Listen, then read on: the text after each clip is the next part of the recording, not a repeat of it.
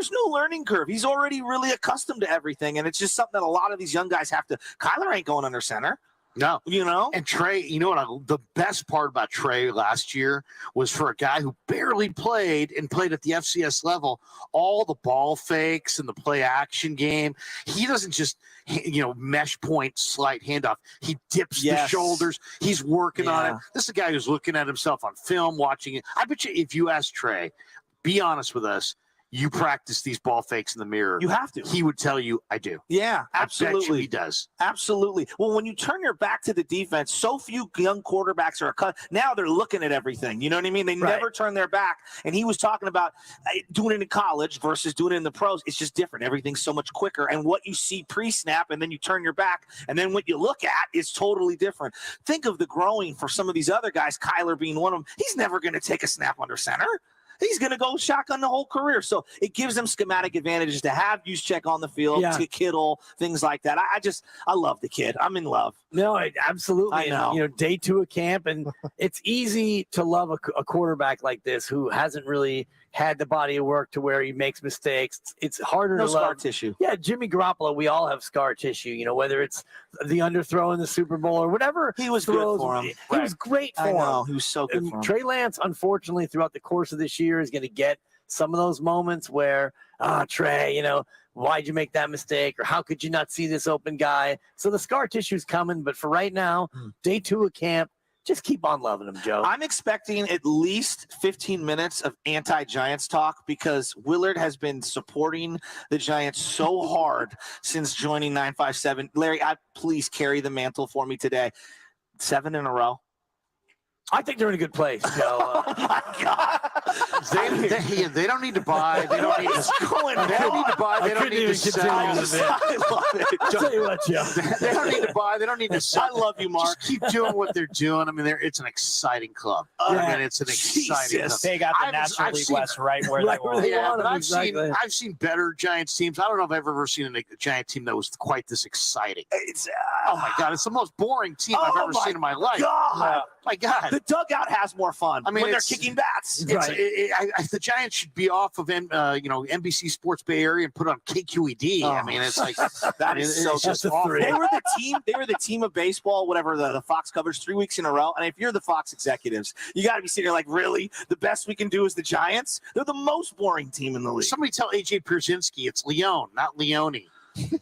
Just calling him Pierzynski. AJ Pierzynski. Karos ripping the team. I mean, it's just how tired is it when you get when you get Karos on a broadcast and he's like, well, and they try to like pat the Giants on the head. The Giants have really tried hard, but are they going to sell off and ruin, say goodbye to the season? They probably could. And so you're sitting there as a Giants fan going, will somebody just choke that guy out in the commercial? It's brutal. Eric Karros. I can't stand him. Seriously. I think in my laundry room I have an Eric Karros A's jersey that I bought my He was an A, huh? I have a jersey. I totally forgot about that. He was that run of Rookie of the Years that they had. I gotta hate the guy. What else you guys got coming up on the show today? We will touch a little bit on Draymond Green looking for a max. And by the way, I'm also looking for a max extension. Thank you. So in terms of things that aren't going to happen, we can put those in the same bucket. Did you call Stacy directly for that one? And I said, I'm looking for a max contract. I mean, I think I deserve it. Iguodala's my agent. Yeah, you want to keep us all together. You want to keep the core together. So And will Steph be mad if you don't get your max? Exactly. Exactly. I saw him tweeting, I need Dibbs to get the max. Right. And that should help. Just the whole idea of they won the title. Yeah. And Mark has said this before, of the 8 guys they have under contract, all 8 aren't going to be here in 2 years. So then you start to think about who's going to be gone. Yeah. How are they going to be gone, and who's going to be gone? He brought that up when I sat in for you, and Mark's so I was always listening. He's always super positive. I'm like, Mark, why are you so negative, man? Why are you being so negative? Why can't we just enjoy the Warriors' success? Why are you going to run somebody out of town? Because Lakem's not paying $1 billion tax bill. Right. Maybe they could platoon power forward. Yeah, exactly. Maybe they should meet the best of both worlds. It's not bad, platoon. So we'll see if we got the right lefty-righty matchup during the NBA season when that comes around. Yeah. You know what I mean? All right. Coming up next, Larry Krueger in for Mark Willard. It is Dan Dibley. We are live from the Hilton in Santa Clara. Thanks so much for joining us, everybody. It's 95.7 The Game. They're longtime friends. Let me tell you something real quick about Dibbs that I'm sure not everybody knows. And first-time partners. Hang in there, big guy. There'll be brighter days ahead. Now, these two homegrown Bay Area boys finally come together to take over sports talk. Get the hell off of my doorstep. Major League Baseball, you stink. It's Willard and Dibbs on 95.7 The Game. Well, it's taken so long, more than 20 years, damn near 25 years, but here we are. Dan Dibley and Larry Krueger together on the air. What's up, my brother? What is up?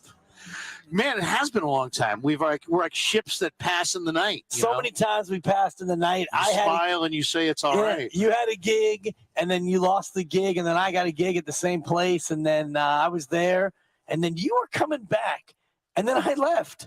And then Seriously, you arrived. I'm coming back. I'm going to work with Dibbs, and then Dibbs is out of there. Bounced. It was a quick bounce. I think what it really tells us is we can't be both afforded under this cap, under the salary cap. That's basically what it comes down to. And, hopefully the cap ramifications will make it so that we actually can do it. Hilton Santa Clara is where we are. Glad to have you here. Camp is underway. And this is always one of my favorite times of the year as far as the NFL goes because – no scar tissue. Joe was mentioning it in the changeover where, Trey Lance hasn't made any mistakes yet and nobody's fumbled and no cornerback has been beaten deep in a game. So we can just think about what might be, what could come with this 49er team. And when a team is this good and this deep as this Niner roster seems to be, you and Joe were breaking it down so beautifully, you can have a lot of optimism even though you're starting a virtual rookie at quarterback. Yeah, exactly. I mean, and it's a weird year because some people would say, well, they got no chance. They got no chance this year. And the rookie quarterbacks never lead anybody to a Super Bowl. Niners have no chance. It doesn't feel like they have no chance. Like I realize this is year one for Trey Lance, technically, because he didn't play hardly at all last year. But like, if you told me, yeah, you know what? They have no chance to go to the Super Bowl because Trey's in his first full year as a starter. I would probably sell that instead of buy that. I'd probably push back on that and say, you know what? I think this is the exception, not the rule. I get your rule, but I see Trey as really motivated, really advanced, much more so than a typical quote unquote first year starter. I think he's a significant talent. They took him through a great 1 year redshirt year, if you will. And I think they're a contender. I really think they're a contender. Now, injuries could derail them like any team. Every NFL team's like the wrong sequence of 3 to 4 injuries away from being, picking in the top 10 in the draft. But if things break right for them, I think the Niners are absolutely a title contender, despite the fact they have a very inexperienced young quarterback. And outside of the quarterback, Trey Lance, who, right now is backup Nate Sudfeld. Brock Purdy maybe beats out Sudfeld and he's the 2. I doubt that. But whichever direction they go behind Trey Lance, other than him getting injured, what would be the worst injury on the offensive side of the ball? Would it be George Kittle, Trent Williams? As you look at the way this roster is being laid out? Well, it's one of those two for sure because they're really stacked at running back. I mean, they got 5 or 6 guys who are all NFL backs. They're really loaded at receiver. Trent Williams is got to be the anchor point of the line. Everything, everything in pro football starts on offense with your line. If you don't have a good line, like the Raiders, I like the Raiders, Devontae Adams and some of the weapons they have, Josh Jacobs, they got maybe one of the best tight ends in Waller. Yeah, but then you look at their line, it's Alex Leatherwood and Brandon Parker, and you're like, wow, the Raiders' O-line is really bad. So your line can totally derail you. So I see Trent Williams as the anchor point because left guard, Banks, we don't know. Center, we don't know. Right guard, we don't know. McGlinchey at right tackle, what's his status? We don't know. There's a lot of question marks there. So I would say Trent 1, Kittle a close 2, because there's some other tight ends, nobody close to Kittle. But if you lose Trent Williams, you could have a rough year on the offensive line. Charlie Warner would be tight end number 2, and then maybe guy to look for is Jordan Matthews, Dibbs, because Jordan Matthews was a receiver. I think he's Jerry Rice's nephew. And, they tried him as a receiver. He was a kind of a possession receiver, and he, couldn't get separation. Well, they moved him 2 years ago to tight end, but he was 218 pounds. So this year he shows up, he's like 238. It's all in the upper body, and yet he is making huge catches down the field. And I think he's going to give Dwelly a massive run for that movement tight end spot, the flexed out tight end. Yeah. Jordan Matthews may make this team and may be an impact guy because he is a fast movement tight end. Up in 10 minutes, we'll break down some of the line questions and the offensive line depth that we talked about. And you mentioned Banks and Brendel and Brunskill, the killer bees, or, do they play big enough? Can they be effective enough? We'll get into that.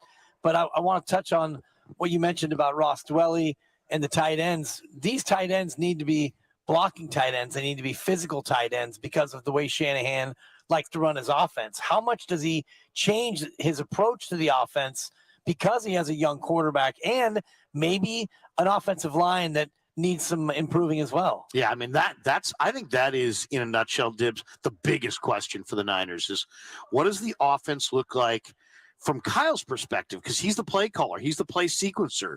He lost his OC or his passing game coordinator, if you will, to Miami. So how is the offense different this year? I'll say this. I thought the offense was quite a bit different in Trey's 2 starts. It was a different offense against Arizona than it was against the Texans. But I don't necessarily like what they did when Trey was in there with the amount of times that they were running him. I wonder how much Kyle's going to expose him to that sort of violence as he did last year in those relatively few starts. And the talk was at the time that the only reason Kyle did that was because maybe Trey didn't know the full scope of the offense. But now it is year 2. He's got a lot. He's digested the whole thing. I mean, the line that I heard from somebody coming out of yesterday's practice, Dibbs, was that Lance knows the offense so well that he could teach the offense to the other position players on the across the board. Well, that's what you have to be as the quarterback. For him to get to that level in year 2 would be awesome. Yeah, and he's got to be able to. You got to come up to the line of scrimmage and see everybody and go, wait a second, Ayuk's supposed to be on the other side of the coverage. Exactly. And you got to point him and direct him, and you got to get. There's a saying: the guy who wears the green dot on the defense gets your defense lined up correctly. Well, your quarterback wears the green dot on the offense, right? And it's his job to get everybody lined up correctly. And that's one thing that I always tried to give Jimmy Garoppolo credit for is avoiding what I like to call the parking tickets. There's moving violations when you actually make a mistake while the play is going on. The parking tickets is when you're lined up wrong, you get out of the huddle late, there's illegal motion, illegal shifts, all those things. Jimmy Garoppolo was great at saying exactly what you were alluding to about Trey Lance, getting everybody set. And, Ayuk, you need to be over here, and being able to set up the motion, because there's so much pre-snap activity. The quarterback has to be able to time all that correctly in order to get the snap off when he wants. Yeah, and that matters. But then also what really matters is when it bogs down and breaks down, you don't point the finger, because you're going to be the spokesman of the team, right? And the press is all going to be there. And so many quarterbacks would be like, well, I had a guy lined up wrong. No.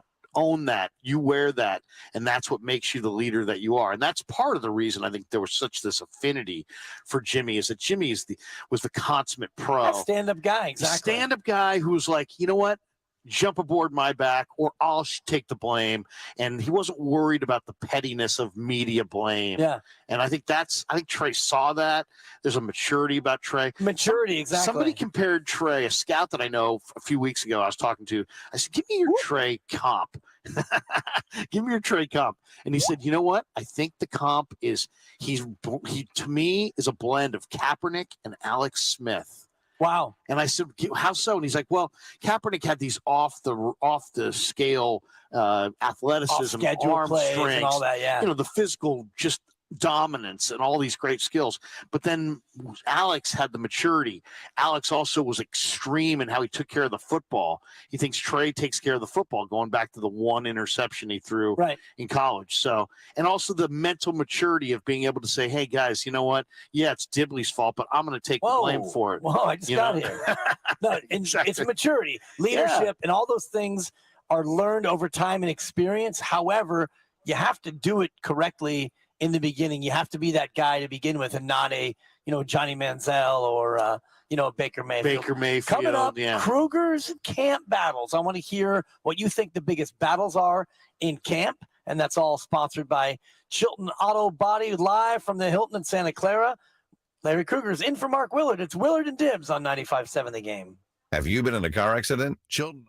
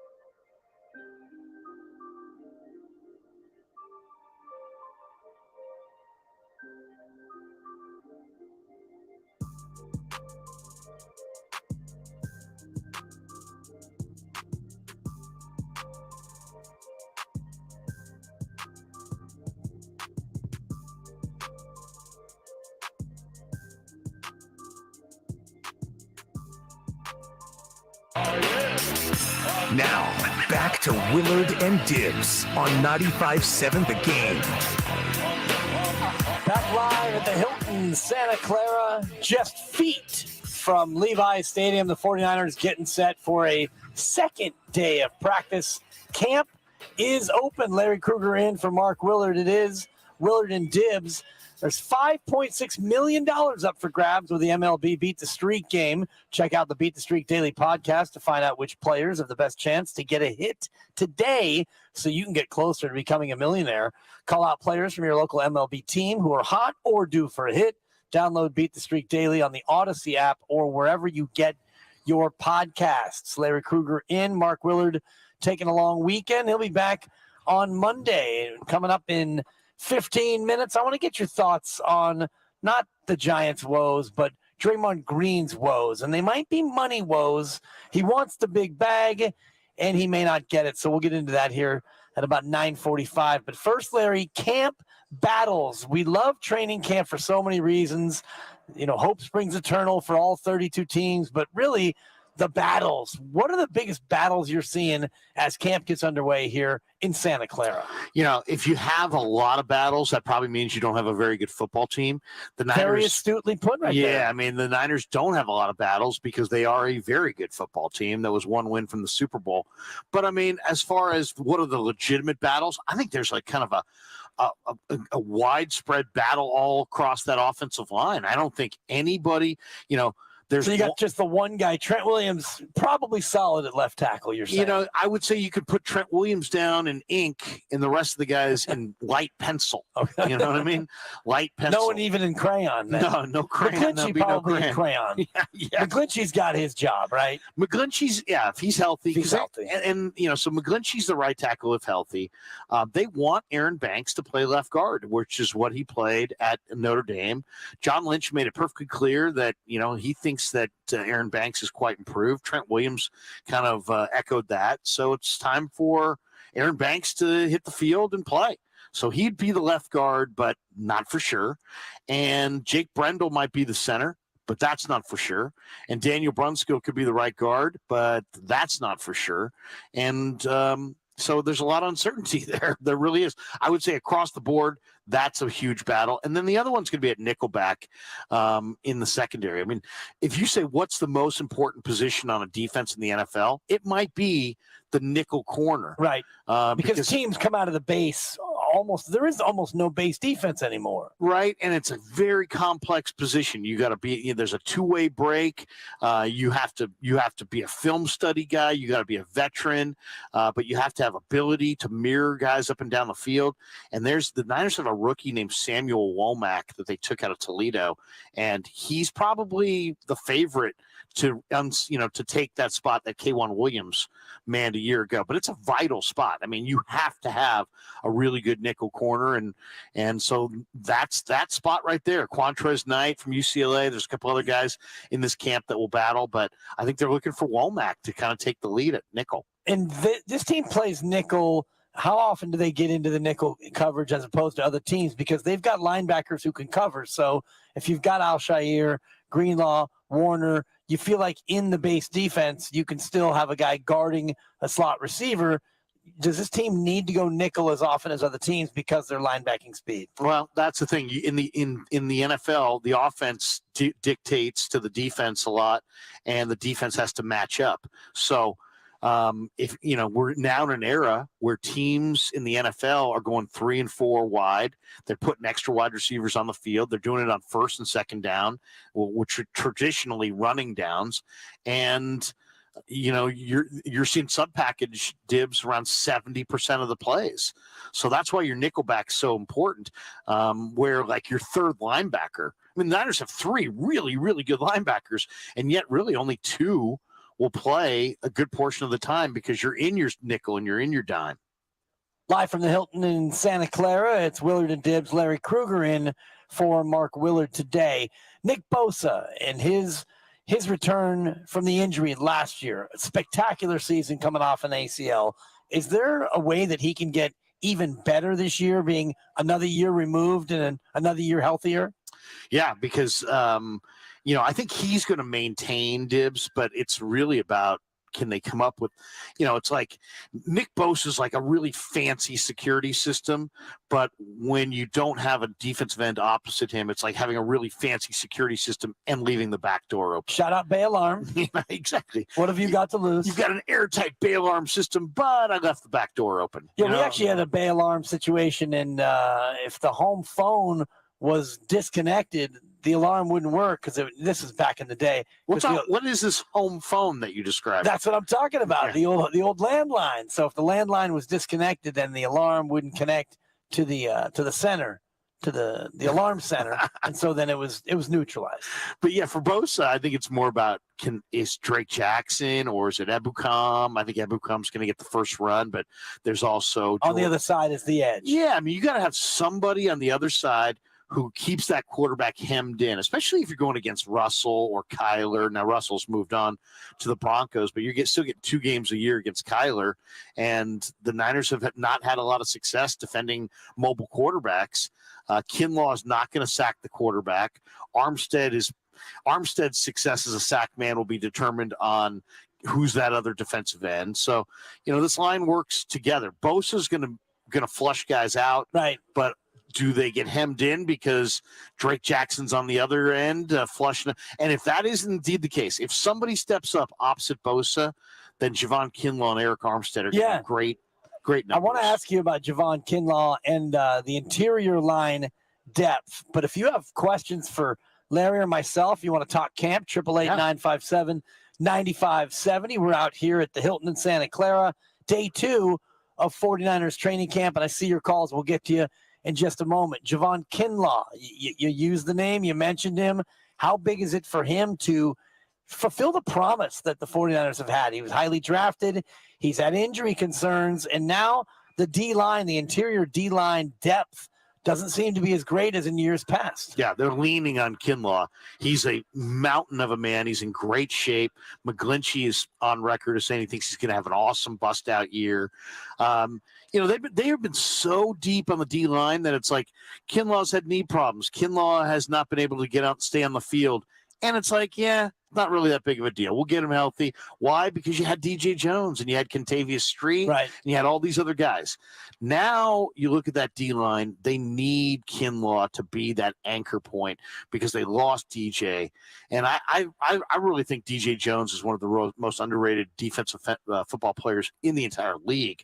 I mean, he's 6'1", 320, really quick inside as a pass rusher, but totally dominant as a leverage player against the run. And teams didn't even try. We were talking about this before the show with Kyle. Teams didn't even try to run on the Niners in the A gaps up the middle in the second half of games because it was like, tried that in the first quarter and DJ stuffed it. So we'll try something else. Now with Kinlaw in there, they're going to keep going at him. It's going to be more of a 4-quarter deal, stopping the run in the middle. And to me, Kinlaw is the biggest question mark. If he steps up, I mean, he's got huge talent. Kind of reminds me of Ted Washington. For older Niner fans, doesn't give you a lot of pass rush, but you cannot move him. Right. And he's so strong, you can split a double team and dominate against the run. So I think Kinlaw, if he can just keep that knee healthy, stay on the field. What's Bob Meyer's line? The best ability is availability. Yeah. If he can stay on the field and stay healthy, he's got the natural skills to just play with leverage, play the run, and step in for Jones. 888-957-9570. Camp is underway. What camp battles are you looking at? Let's go to the phones. Jose in San Jose. You're on Willard and Dibbs. Krueger in for Willard. How you doing, Jose? What are you doing is a better question. I'm making food. Nice. Strong move, Jose. Yeah, I'm ready for Trey Lance versus Kinlaw. Yeah, what do you think about Kinlaw? 2 key guys for sure. I think Kinlaw is good. Like he's pretty good. He's pretty good, man. Yeah, he needs to be good, Jose. Thank you for the phone call, and best of luck with breakfast. Most important meal of the day, Larry. Yeah, if you don't eat a good breakfast, you don't have fuel for the day. I did old Twitter Spaces on breakfast a couple weeks ago as we take turns doing the social media. Big, very popular Twitter Spaces. Dibs on breakfast. Really? Yeah, I think we had like 12 people on. Now, are you a big breakfast guy? What's your, see, to me, the ideal breakfast is like, maybe a grapefruit, maybe a little, exactly. maybe a little eggs. Keep it light. You Try to stay away from the starchy hash browns and things of that nature. Stay away from the breads. Just protein, little vegetables. There you and go. we're on to Cincinnati. If Javon Kinlaw is unable to get the job done in the interior, who do the Niners turn to? I know Eric Armstead is also playing a lot at the D tackle spot. They'll kick him outside on occasion, but if it's not Kinlaw in the middle as your run stopper, who's the player behind him? What's the depth like in the interior? Yeah, if you said make a prediction on the Niner D this year, I would predict that they will be much improved in the secondary and maybe a little regression up front, because they did lose a lot of talent up front. They lost Arden Key, right? Arden Key was a huge player in their NASCAR package, defensive end, rushing from the interior, giving them a lot of pass rush. They lost Contavious Street, really tough guy to handle individually as a pass rusher. And then they lost DJ Jones. So they've lost a lot. They're still pretty stacked, but Hassan Ridgeway, I guess, would be the guy. They bring him in from Philly. He's had some, he's a big-bodied guy, 300 pounds. They've thought of him as a guy who could do it all at Texas. Hasn't necessarily shown that in the NFL, but I think he is the interesting guy. There's also other guys, undersized guys like Mo Hurst, Kerry Hyder, Kevin Givens, all really intriguing, like one-gap penetrators. I mean, if you're up 14 points in the second half of the game, maybe you take a guy like Kinlaw off the field and you say, right, Givens, go wreak havoc inside as a pass rusher. Anticipating that the opponent probably won't be running it as much, so you go into more of your pass rush package. Yeah, I mean, I can see, especially in the fourth quarter with a lead, I think the 49ers D-line could look really, really good. Oh, the other guy that I think has to be mentioned is Robert Kemdiche. Right. Kemdiche looked like a house on fire yesterday on the field. He's 295 pounds and yet moves like a man who's about 250, 260. I mean, he's a freak, a serious freak. And they said they had this workout with him. He was a first-round pick, great player at Ole Miss, didn't necessarily fulfill his potential, first-round pick of the Cardinals, kind of blows hot and cold, wound up in Seattle, had put some good film together. Niners had a private workout with him, and they said that he absolutely dominated that workout. And when you watch him moving around on the field, this is one of the guys I'm most eager to see in the preseason, because Kemdiche's got first-round talent. Right. And now you're putting him with Chris Kocherik, the Niner D-line coach, who if you never, put it on the bucket list, come watch Niner training camp and go hone in on Chris Kocherik and the D-line. He's a D-line coach. Right. And just see the way this guy coaches. I've never seen a guy, college or pro, and this animal, the D-line coach, is kind of known as like a high energy barking. These guys are all kind of high energy, but this guy is off the charts. I mean, he's losing his voice. He's in a 3-point stance. He's on the ground, spits everywhere. Yeah. He's swearing. He's screaming. He's pounding the ground. He gets it out of him. Now, we'll see if we can get it out of him.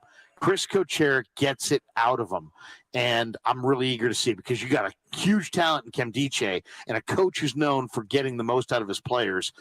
That could be an explosive, positive combo for the Niners. And it's going to be tough, I think, to make this team in the defensive line. You talk about Givens, and you mentioned Ridgeway and Ebukam and so many different players. Is it going to come down to versatility for some of these final spots on the roster? Eric Armstead, a guy who can play inside or play outside. When you're looking at the defensive line, and that, you're going to end up probably keeping, 9 of these guys across the board on your final cut down roster.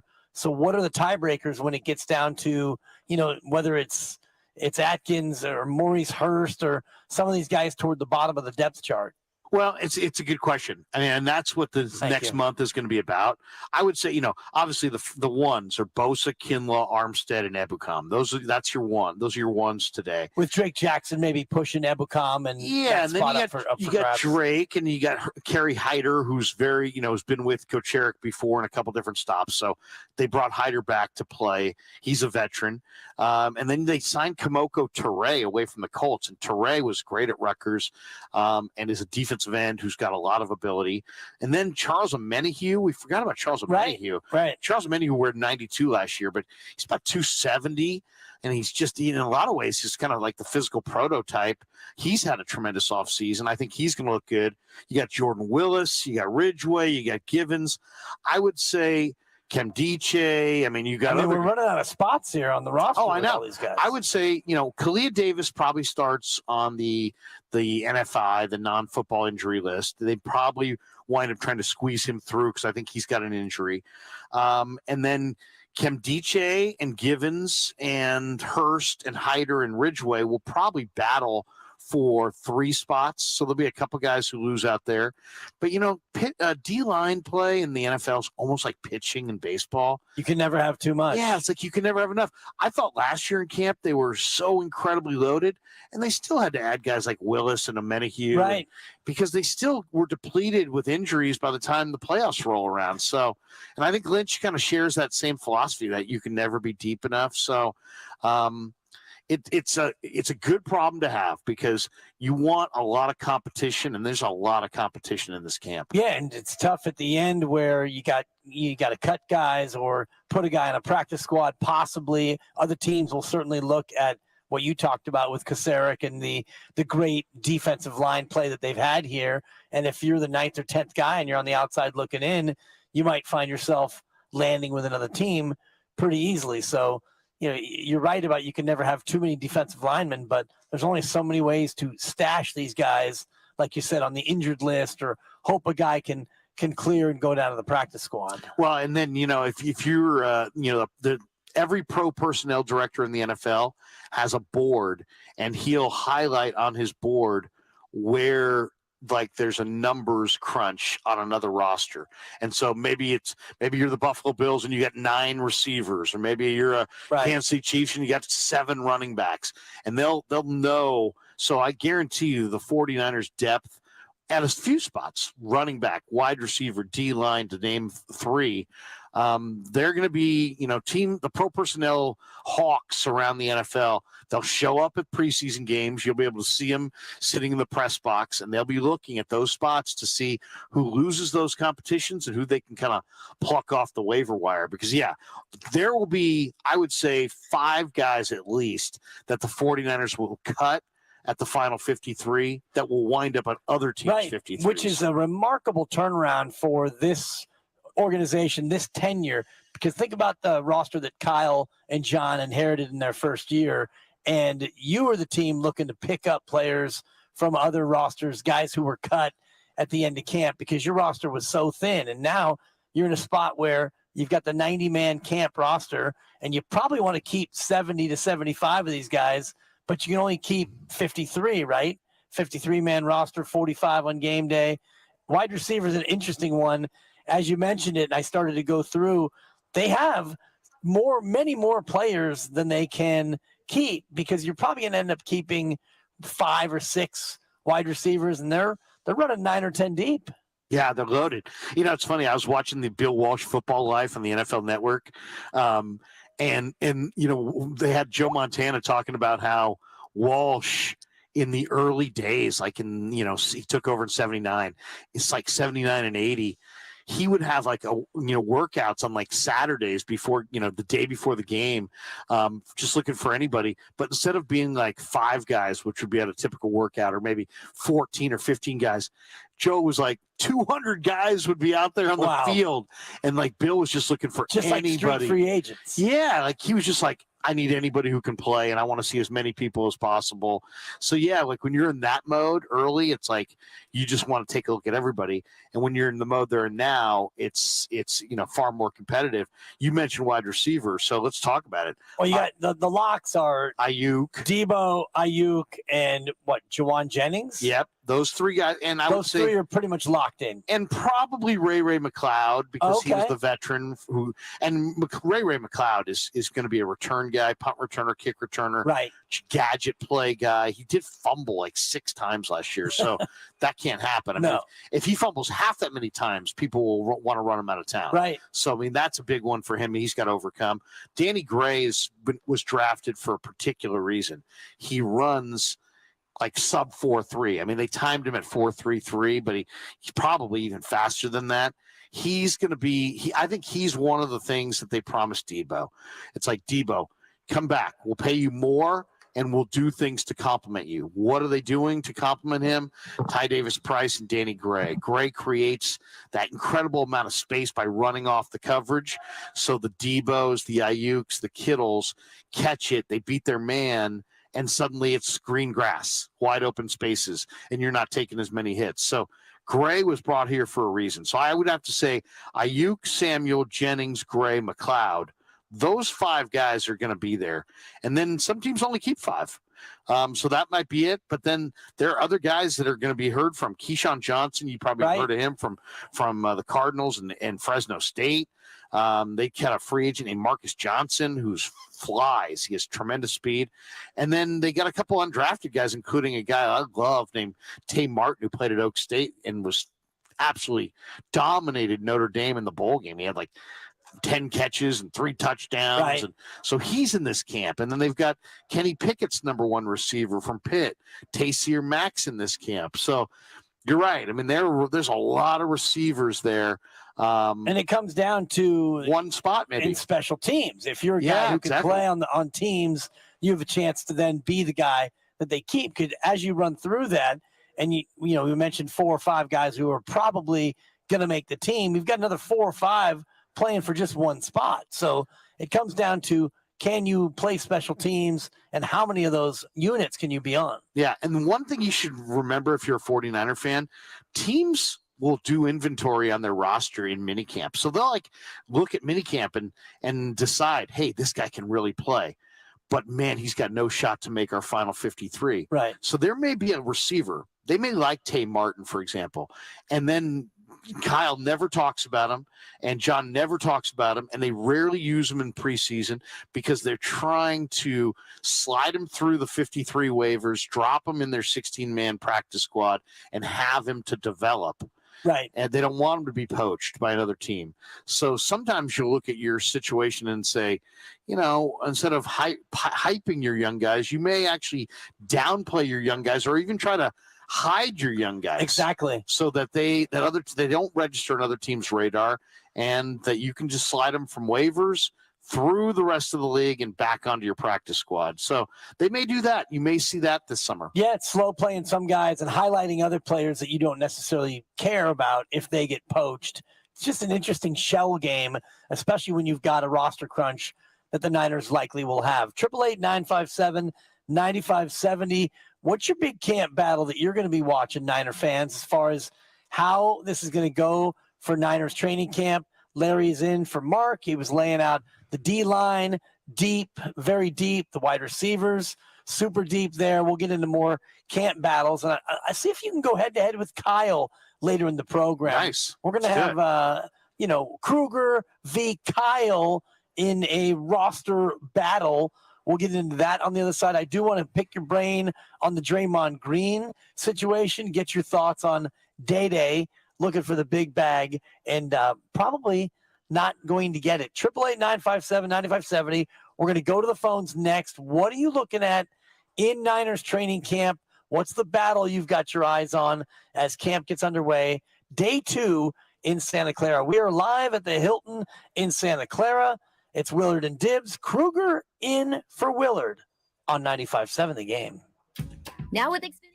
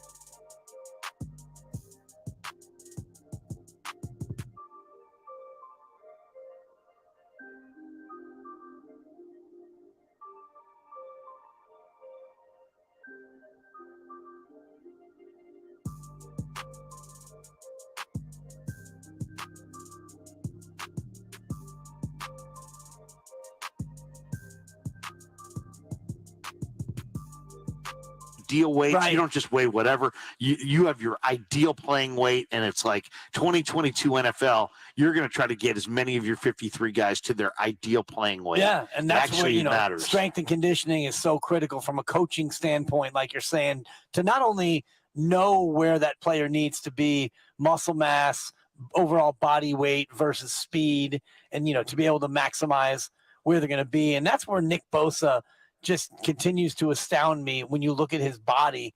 I got body envy, as Guru famously said.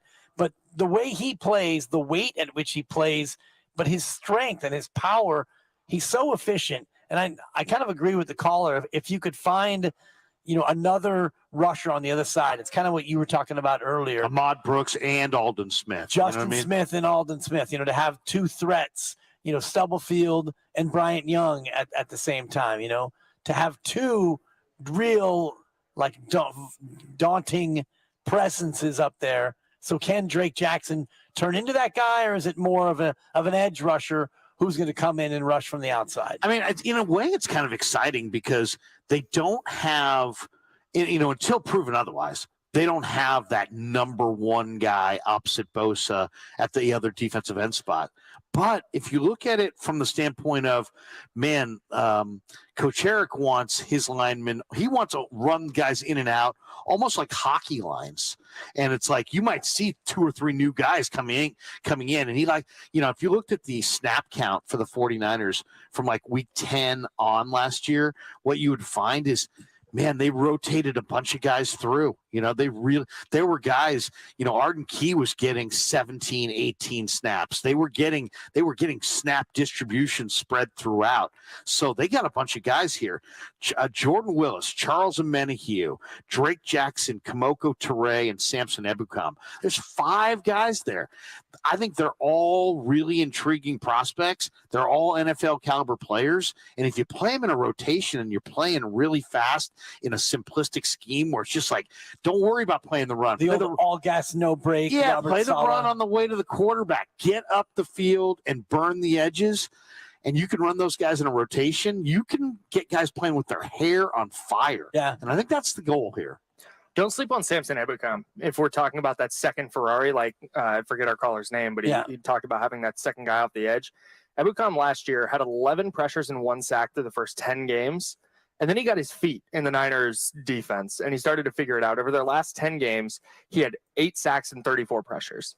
He had a sack in each postseason game. So if he's taking that step forward, if he's figured it out in this defense, I think he's talented enough to be a 8, 9, 10 sack guy on the opposite side of Nick Bosa. Well, especially because Nick Bosa is going to be getting a double team, or at least the running back is going to come over and chip almost all the time in passing situations. So if you are Ebukam or whoever is the opposite side pass rusher, you're going to get one-on-one pretty much every time. So if you have a guy with the speed and, like you're saying, the ability to get up the field and, keep the quarterback in the pocket, that Bosa is going to do his damage on the other side. I think that's really a kind of an underrated key. 888-957-9570. Kyle chiming in. Kyle versus Krueger. Up in 5 minutes as we pick and pop the roster. Who knows more about players 80 through 90?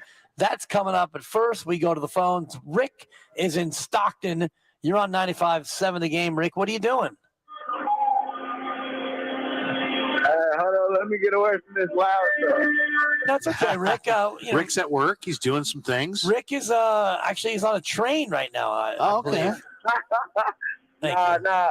I want to chime in on the offensive line. Now, I hear y'all talking about the defense line. I think we straight. Drake, he looks kind of small right now, but I think, he only 20, so when he get right, it'll be just in time. But everybody else, they should be able to handle the pass rush, man. We got too many people on the D-line, but the O-line, I mean, I ain't going to lie. Some of these rookies that I've been watching, their tape is way better than Mike McGlinchey tape. Their tape is way better than Aaron Banks tape. So I really think Lynch and Shanahan, they had a good offseason picking up these guys, these young guys. And I think we're going to feeling like the Warriors-wise. They're going to show up. Thank you, Rick. I appreciate it. Stay safe out there in Stockton. I think when you talk about the lines, the D line looks to be ferocious, especially if Javon Kinlaw can become the player that they expected him to become. The offensive line, not so sure about. We did a thing on Sunday's bets on the BetQL network, and I actually put the Niners offense as one of the more overrated units in football because I'm not totally sold on that O-line. If you look at Banks and Brendel and McKivitz, these guys didn't play last year at all. Yeah. And I wonder, not only the cohesion of the zone running scheme that you need to have, I think you can develop that in camp, but just the lack of experience with an inexperienced quarterback, it's got me a little worried, Larry. Oh, I mean, it's inexperience all front, and it is concerning. I think, first of all, I think it all starts with your O-line coach. I mean, the key to the Niners for all those years was Bob McKittrick. Yeah. The key to the Patriots for all those years was Dante Zarnecchia. The key to the Steelers, when he played, was a guy like Mike Munchak, who was a tremendous O-line player with the Titans and Oilers going way back, and then was a great coach. So you need a great O-line coach. Gibbs in Denver was a tremendous O-line coach. Hudson Hawk with the Dallas Cowboys was a tremendous O-line coach. They have a really respected O-line coach in Chris Forster. So they have a good teacher. That's where it starts, okay? And then you have a great left tackle. It's hard. You can't fake left tackle. You got to have a real guy, and they have a real guy in Trent Williams. But the rest of it's kind of fluid. And I will say this: two guys to really keep your eye on. Trent Williams, when we were asking him in minicamp about what'd you think? What'd you think of the young O lineman? He's like, "Who's this kid Poe?" I mean, he was like, he really impressed me. And Jason Poe played at Mercer, and he's a short guy, but he's got good arm length. He's got incredible power, incredible athleticism. I think he's going to be a factor at center. He obviously Williams was impressed enough. He flew him into camp on his private jet. So Williams has good thoughts about Poe. If you watch Poe, you'd say if this guy was 6'3", he would have been a second or third round pick. 6'1" just doesn't get it done. When you're 6'1" in the NFL, that's generously 6'1". Yeah, too. I mean, he probably more like 6 feet flat. I mean, and if you told me he was 5'11" and change, I wouldn't. He's got a little Jerry Ball. It's like Jerry Ball, but Jerry Ball was damn good for a long time. Right. And the former Raider. Normally, you have a guy this size on the defensive line as opposed to the offensive line. But the levers aren't short. He's got long arms and he's got unbelievable power, and he's athletic. He can hit guys in space. So remember that name, Jason Poe out of Mercer. I mean, and he's stepping up from Mercer into the NFL, and he doesn't fit the physical prototype. But this guy is a player for sure. And then the other guy that really looks great is Spencer Burford. And if yesterday is any indication, it sounds like, at least coming out of the minicamp, that they've elevated Burford into a role where he's going to compete for a starting spot at right guard. And the other guy, we talk a lot about Banks, but Jalen Moore was awesome last year in the preseason. He played a lot of left tackle with Trent Williams out. They moved him to right tackle. Then he was supposed to share with Tom Compton snaps from like week 13 on, and it just didn't materialize. They just went 100% with Compton, the veteran. And I'm a big fan of Jalen Moore. Loved him in college in the MAC, and I think he's a player that's going to be heard from in this camp. 145 snaps last year on offense. So to your point, he didn't quite get as many snaps as you would have liked, late in the year last year. And you look at the other offensive linemen, we're looking at Jake Brendel, 6 snaps last year. Aaron Banks, 5 offensive snaps. So even though they're not going to be truly rookies, these are players who will be making their first starts in the NFL. You're probably going to have 2, if not 3, very inexperienced guys on your offensive line, and combine that with a quarterback who doesn't have much experience. I think we're going to be looking at offensive growing pains early in the year, which puts more of a spotlight on the defense, I think. And you heard Kyle Shanahan earlier in the week talk about how in the past, it was the defense. Jimmy Garoppolo came in and they were fueled by the running game and the defense. Those are the strong points. And I think that's going to be the case again this year. Trey Lance, I think it's going to be a slow build offensively to really letting him do all the things that we all want to see, because the offensive line is is inexperienced. I think they're going to look to play more conservatively so they don't give games away through mistakes. Yeah, that's a good call. I mean, the quick game, you'll see more quick game, more three-step, more orchestrating the ball out of Trey's hands early, defined reads so he knows where he's going so he doesn't have to survey the entire field. They'll probably take a little pressure off the line early by trying to do some of those things. And there's other guys in this camp to look for, too. I mean, the 49ers gave Donovan West, who played at ASU, there were several draft pre-draft prognostication magazines out there that had Donovan West going to the 49ers with that 61st pick in the second round. And he fell all the way out of the second round, out of the draft altogether. Wasn't drafted. 49ers guaranteed him, I think, $30,000. I think it was the most they gave any undrafted player.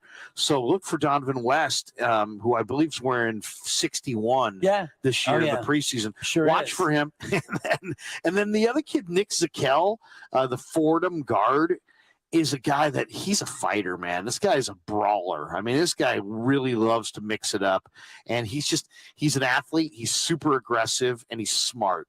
And when you have an athletic, smart guy who likes to fight and he's versatile, guess what? Those guys wind up making the roster. So remember Donovan West, remember Nick Zakelj, but I also think you're going to see Kyle Shanahan just try to emphasize the quick game and the three-step game. And they got so many great run after the catch weapons on this offense, and they've added more with Ray McCloud, that I got to think they're going to try to force the ball out of Trey's hands and maybe put him on a little bit of a pitch count, maybe utilize some shovel passes, some high percentage things, and to get the ball out of his hand quickly. And the jet sweep, getting the ball to Debo immediately, getting the ball out of Trey Lance's hands. And the way they run the ball, too, much more outside the tackles than it is inside the tackles, and maybe that helps to mitigate some of the challenges they might have in the interior of the offensive line. 888-957-9570. Your camp questions, your camp battles. What are you looking at today, day 2 in 49ers training camp? But let's get into it. Kyle versus Krueger. Okay. Krueger versus Kyle.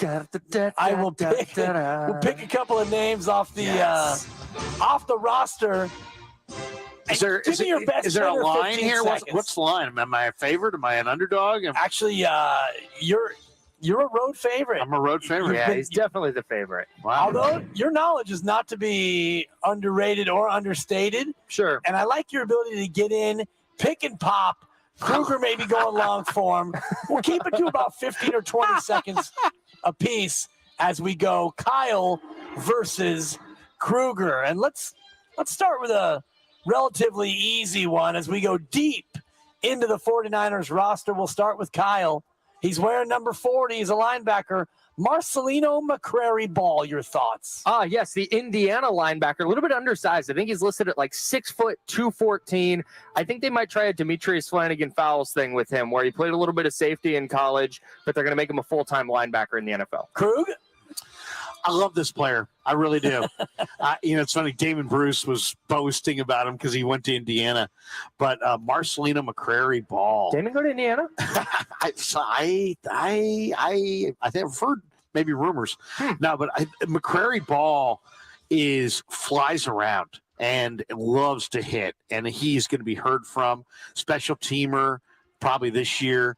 But undersized, as Kyle said, 215 pounds, but a coverage guy, a guy who can really run, and another guy who's going to be leaning on guys like Kinlaw to plug the middle, because you don't want to. He's not the guy who's going to take on the run head on. He's not your point of attack player, but in this movement game where your linebackers have to play coverage, he's nice. I love it. 888-957-9570. If you want to weigh in on Kyle versus Krueger. We'll keep going. This guy's number 43 in your program, but number 1 in all of our hearts. Quantrez Knight, Krug. We start with you, the cornerback. Love Quantrez Knight. Love Quantrez Knight. He was the true alpha in the Bruins secondary last year. He wore 24.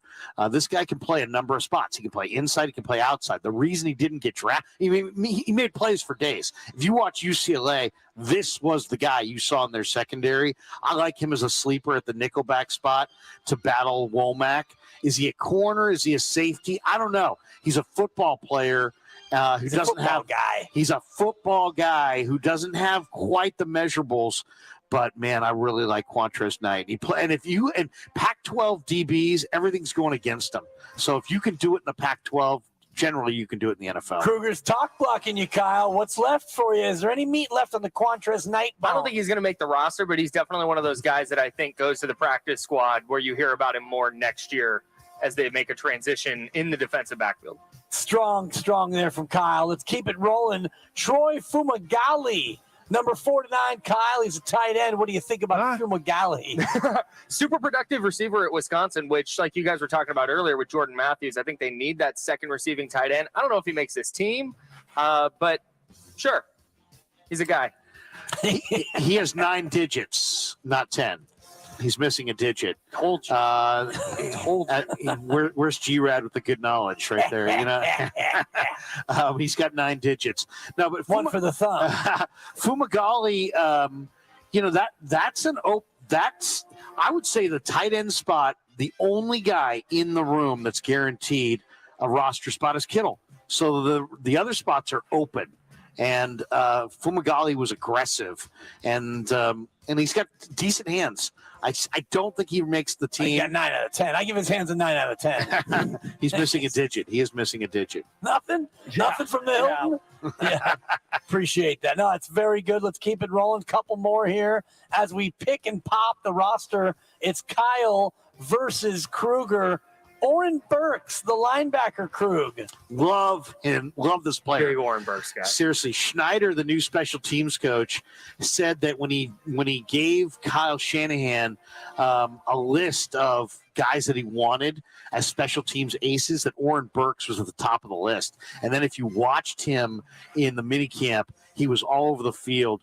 He's very athletic. This is a good enough player to play from scrimmage. On this team, he'll play strictly on special teams. This is going to be one of the reasons the Niners special teams is better this year. Yeah, I completely agree with that. I don't know if he's good enough to play. Like, I don't know how good of a linebacker he is, but he's definitely a really good athlete. I loved him at Vanderbilt. I thought he was going to be a really, really good player. He's fallen short of that. But what Larry said, really, really good special teamer, and the Niners needed it. I love it. Kyle versus Krueger. Roster crunch is on. Segun Olubi. Kyle, your thoughts? I know he went to San Diego State. That's what I've got for you. Safety linebacker. That's what I've got for you. In some ways, a cutting-edge player because he is a sub-4.5 linebacker. Wow. Now, the Niners, we were talking before, 4.7 linebackers need not apply. Their guys are all 4.5. This guy is 4.45. Man. He's 220 pounds. He's crazy fast. He's one of the guys I got to watch this summer. He made some plays. San Diego State, Rocky Long, tremendous defense. Really good defense. And this is a athlete. This might be the best. This is a room of athletes. Yeah. This might be the best athlete in the room of a room of athletes. This is an incredible Segun Olubi breakdown that you won't get anywhere else. Well, and just to spin off that point about linebackers, they had D'Amico Ryans, their defensive coordinator, was a very good linebacker in the NFL, was a linebackers coach.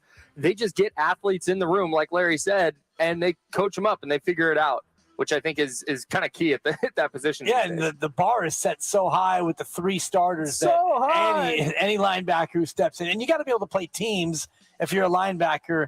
And that's, Flanagan Fowles was so good at that when he was here. One more. Here's to you, Curtis Robinson.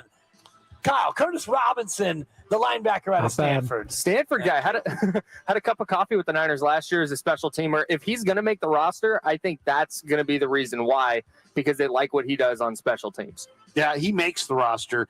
This is a special teams ace. Mm-hmm. I love this player. I did the Stanford pregame the last few years, and so I've seen the evolution of Curtis Robinson. Really, really smart. Really, really athletic. Going to be in the right place at the right time. really a nice special teams player. I think he's going to be maybe a special team Pro Bowl player at some point in his career. I love it. That was Kyle versus Krueger as we look at, the 90-man roster. Gentlemen, well done. Congrats to both of you. Segun Alubi to you. No, exactly. It means no worries, by the way, the 6'2 linebacker. I know, Kyle. It was a bit of a stretch. 888-957-9570. We are live from the Hilton in Santa Clara. Up next, we're going to talk Draymond Green and what happened with what he said, and is it going to happen for him? Draymond Green looking for the big bag. Not looking good, though, for him there. It's Willard and Dibbs. Krueger in for Willard on 95.7 The Game.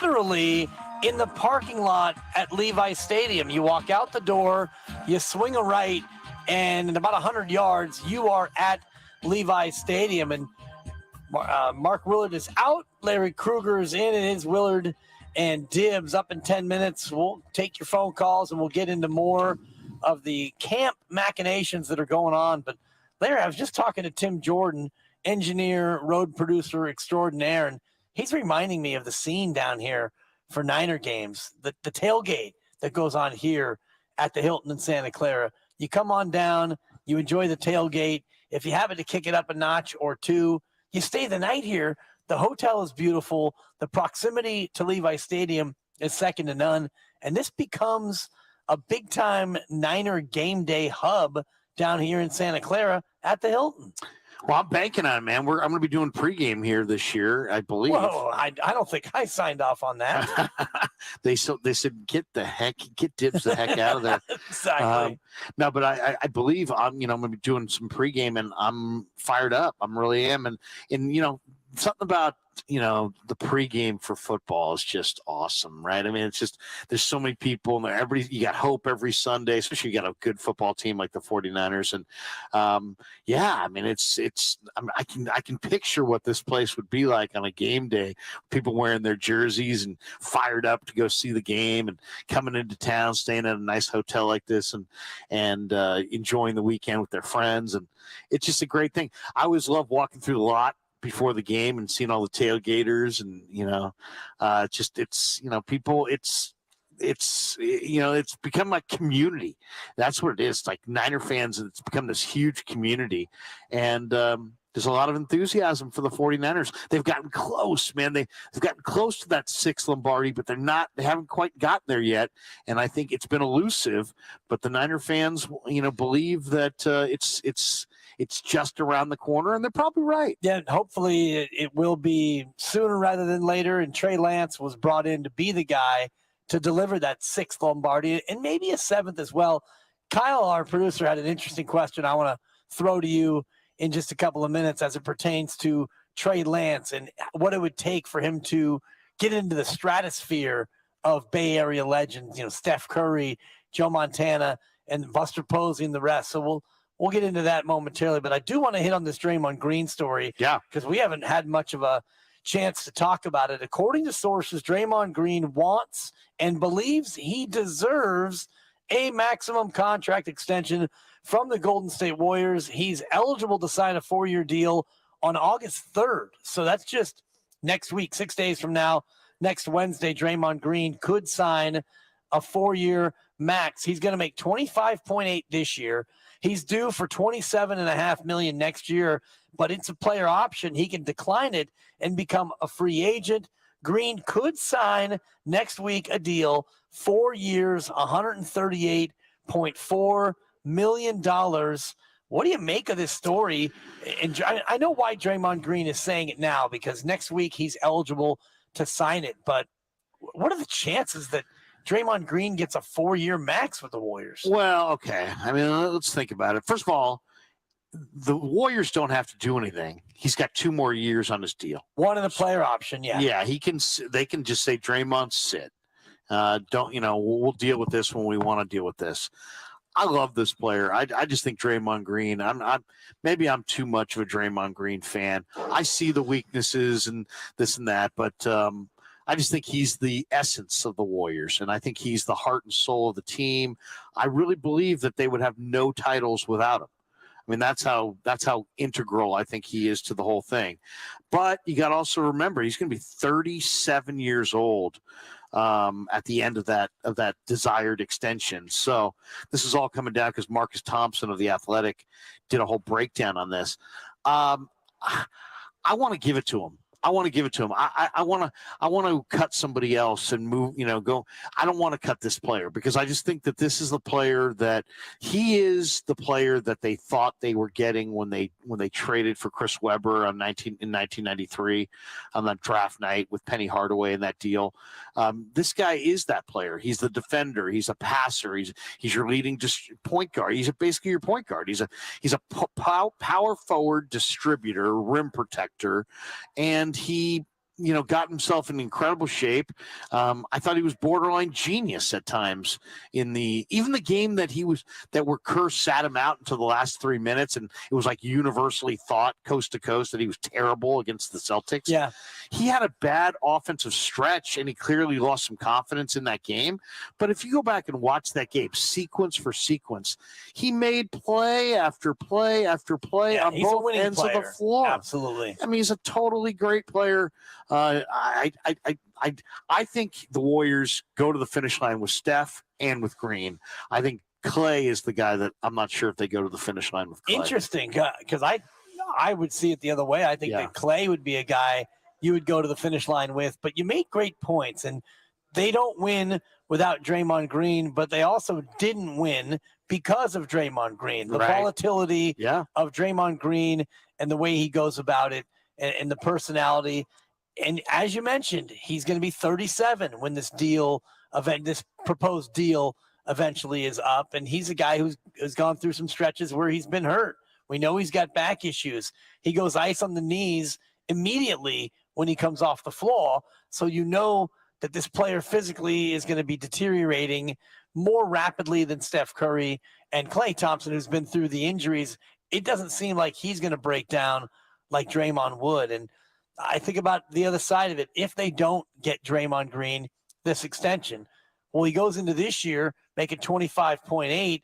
And then, is he going to be disgruntled? How will Draymond Green react to the fact that the team didn't extend him and show him what he thinks he deserves? Well, I mean, he's going to have to be, put on those big boy pants and be mature about it. Right. I mean, that's really at the end of the day, and he will be. He will be. I think, no doubt. He's a genius. I think he's a very, very bright player. I think this guy could be a GM, a coach. He could be the best announcer in the country. I mean, he could have the best podcast. I mean, this guy can do anything he wants, and he's that good. I've loved him when he led Michigan State. People forget the Michigan State team that he led to the Final Four was not the Flintstones. They were not. Michigan State had like some vintage teams, but the team that he took to the Final Four was not a great all-time team. He was just that good. The other factor, I think there's one key factor that I think is going to have a huge determining element to this thing, and that is you've got James Wiseman, who is just an unbelievable rim runner at 7'1". He's going to catch the lob. If Draymond Green can we know his three-point shooting has gone way south. He's never going to touch the 38% that he did years ago. But what if he can just work seamlessly with James Wiseman and feed him those lobs at the rim with timing and precision, where Wiseman becomes this all-time wrecker and gets to that next level? I don't see Clay as making anybody better like Draymond makes other people better. And to me, if I'm going to invest in Draymond at age 36, 37, 38 for buco bucks, he's going to have to prove that he's the key cog that unlocks the James Wiseman riches. I think that the James Wiseman riches, as you so eloquently put it, that's got to come from other areas of the game. I'm not concerned about his ability to rim run and catch a lob. I think you can catch lobs from anybody.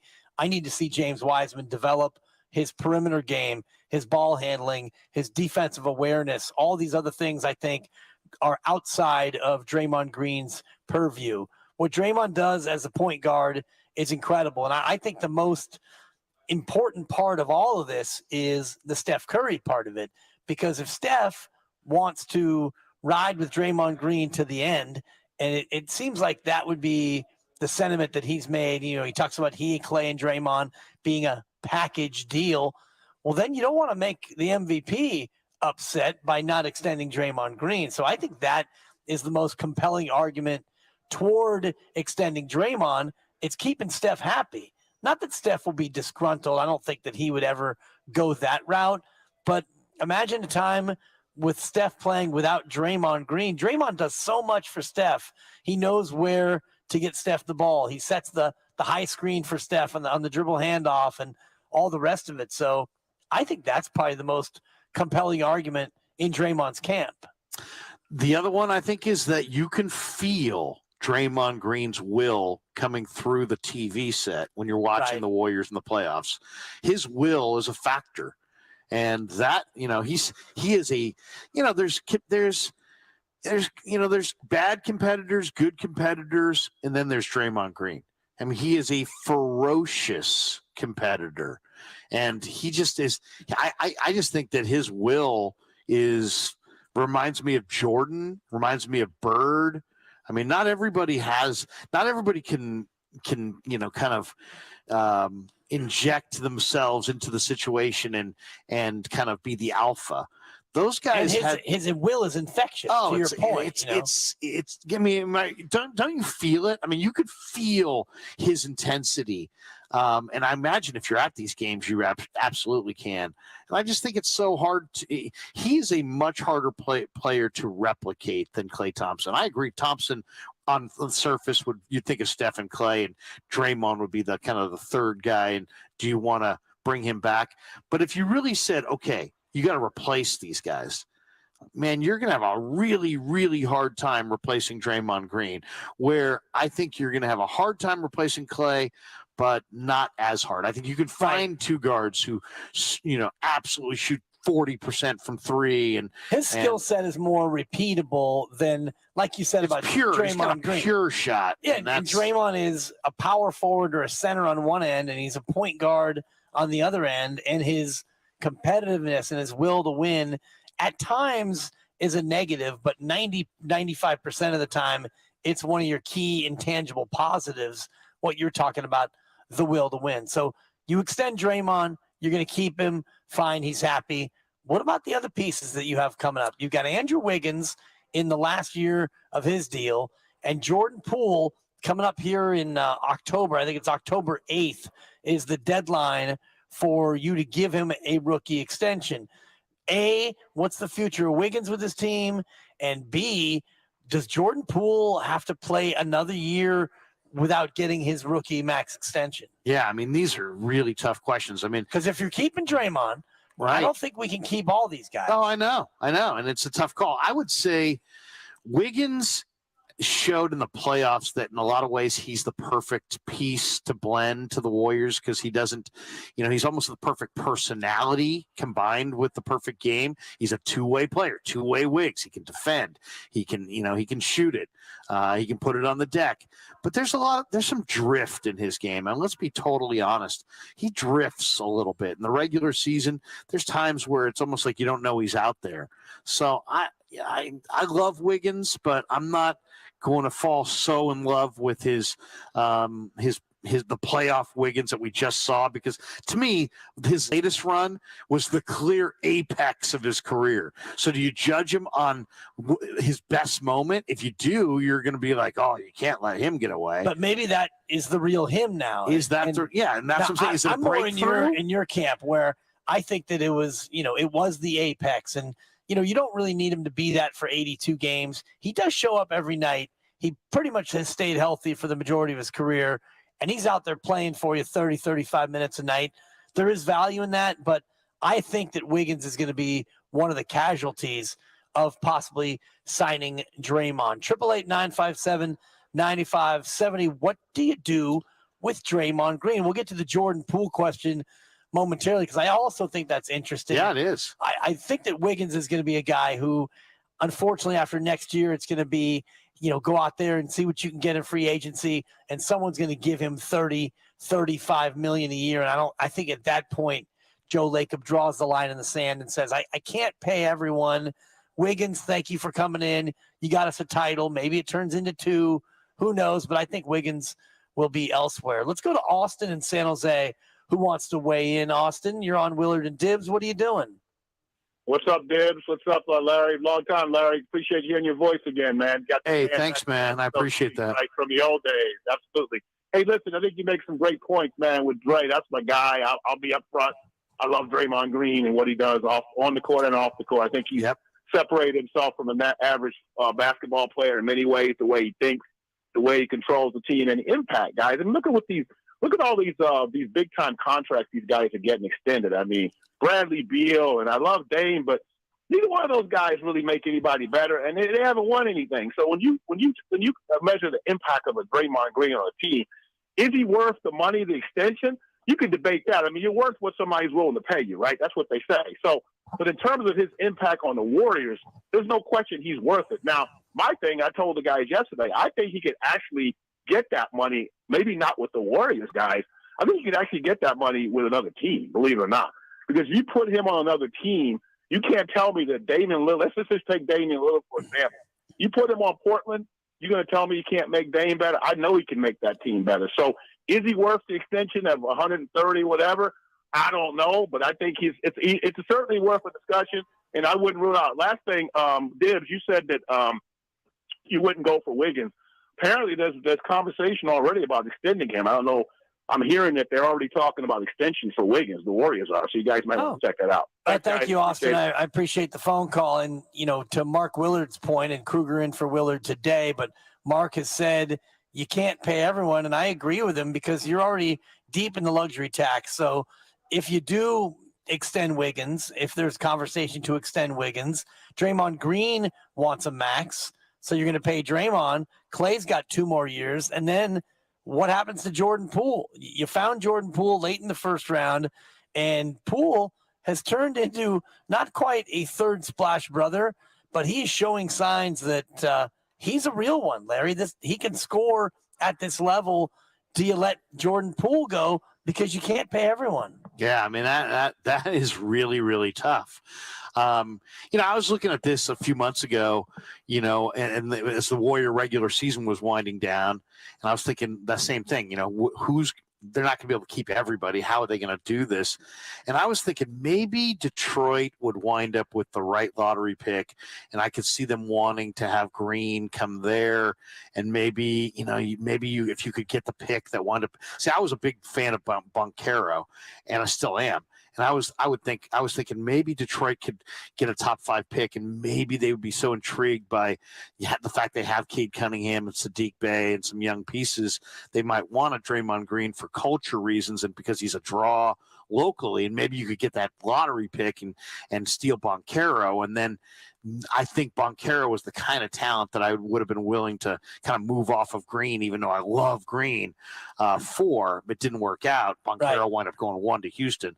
I made a little chicken on that. I was not buying. You weren't buying it? Yeah, because you're shrewd. You probably knew. I mean, Banchero was an incredible player. I thought he was the best player in the draft. Too. And, Chet Holmgren, man, he sure looked good in Summer League, but I didn't think that he was going to go 1 overall. Draymond Green is an interesting one because he doesn't have to be first in the order as far as all of these contracts. Jordan Poole, they have till October. Wiggins, you can wait until the end of the year. I was surprised to hear the previous caller talk about an extension that could already be in the works because at some point Wiseman's going to come due, and then Kuminga is going to come due. And, Steph Curry's already making north of 40. His contract tops out damn near $60 million. So at some point, Joe Lacob has got to draw a line, I think, and we'll see if it's Draymond Green or not. Drop of the hat, Matt is in San Francisco, and he wants to weigh in. What are you doing? I'm just chilling, man, get some gas. But look, with the Draymond thing, I mean, he's valued to the Warriors. I don't think any team, even Portland, anybody would want to give somebody that type of money. Draymond Green, the Warriors got 2 more years, right? They could ride it out and see where that goes. Like you said, you still got the youngsters and these other players that are the future. You give Draymond 35, you got to give Klay Thompson some money. And then you're not thinking about the future. I don't think any team would give Draymond Green $10 million a year if he wasn't with the Warriors. That's what I think. He's a great player on the Warriors.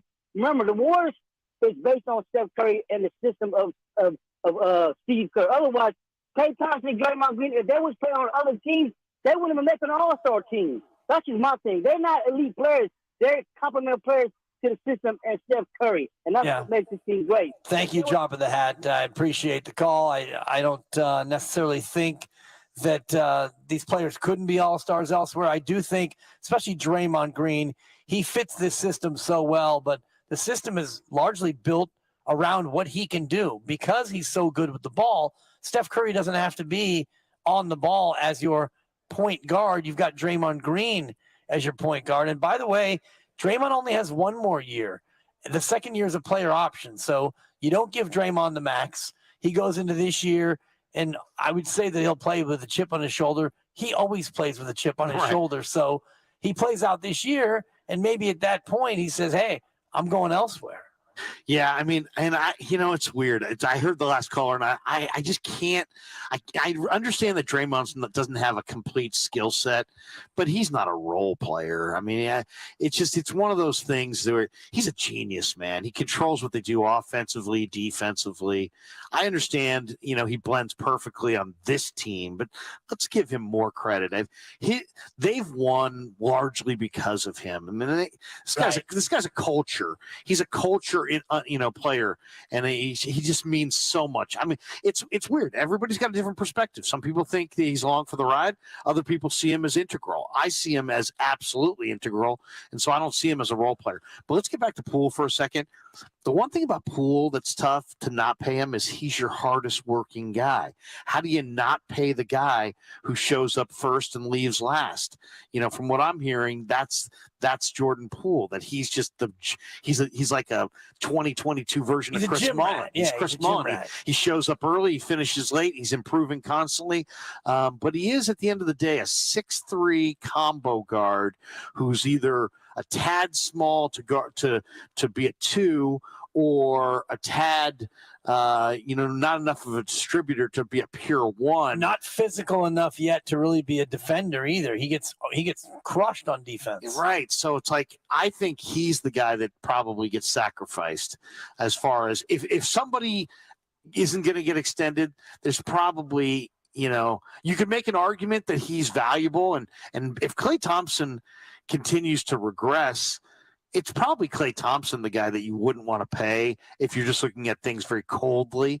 But then when you think about Klay and what he means to the fan base, what he means to the region, what he means to the, Klay is just, he's the joy. It's a show, and he's a big part of the joy of the whole thing.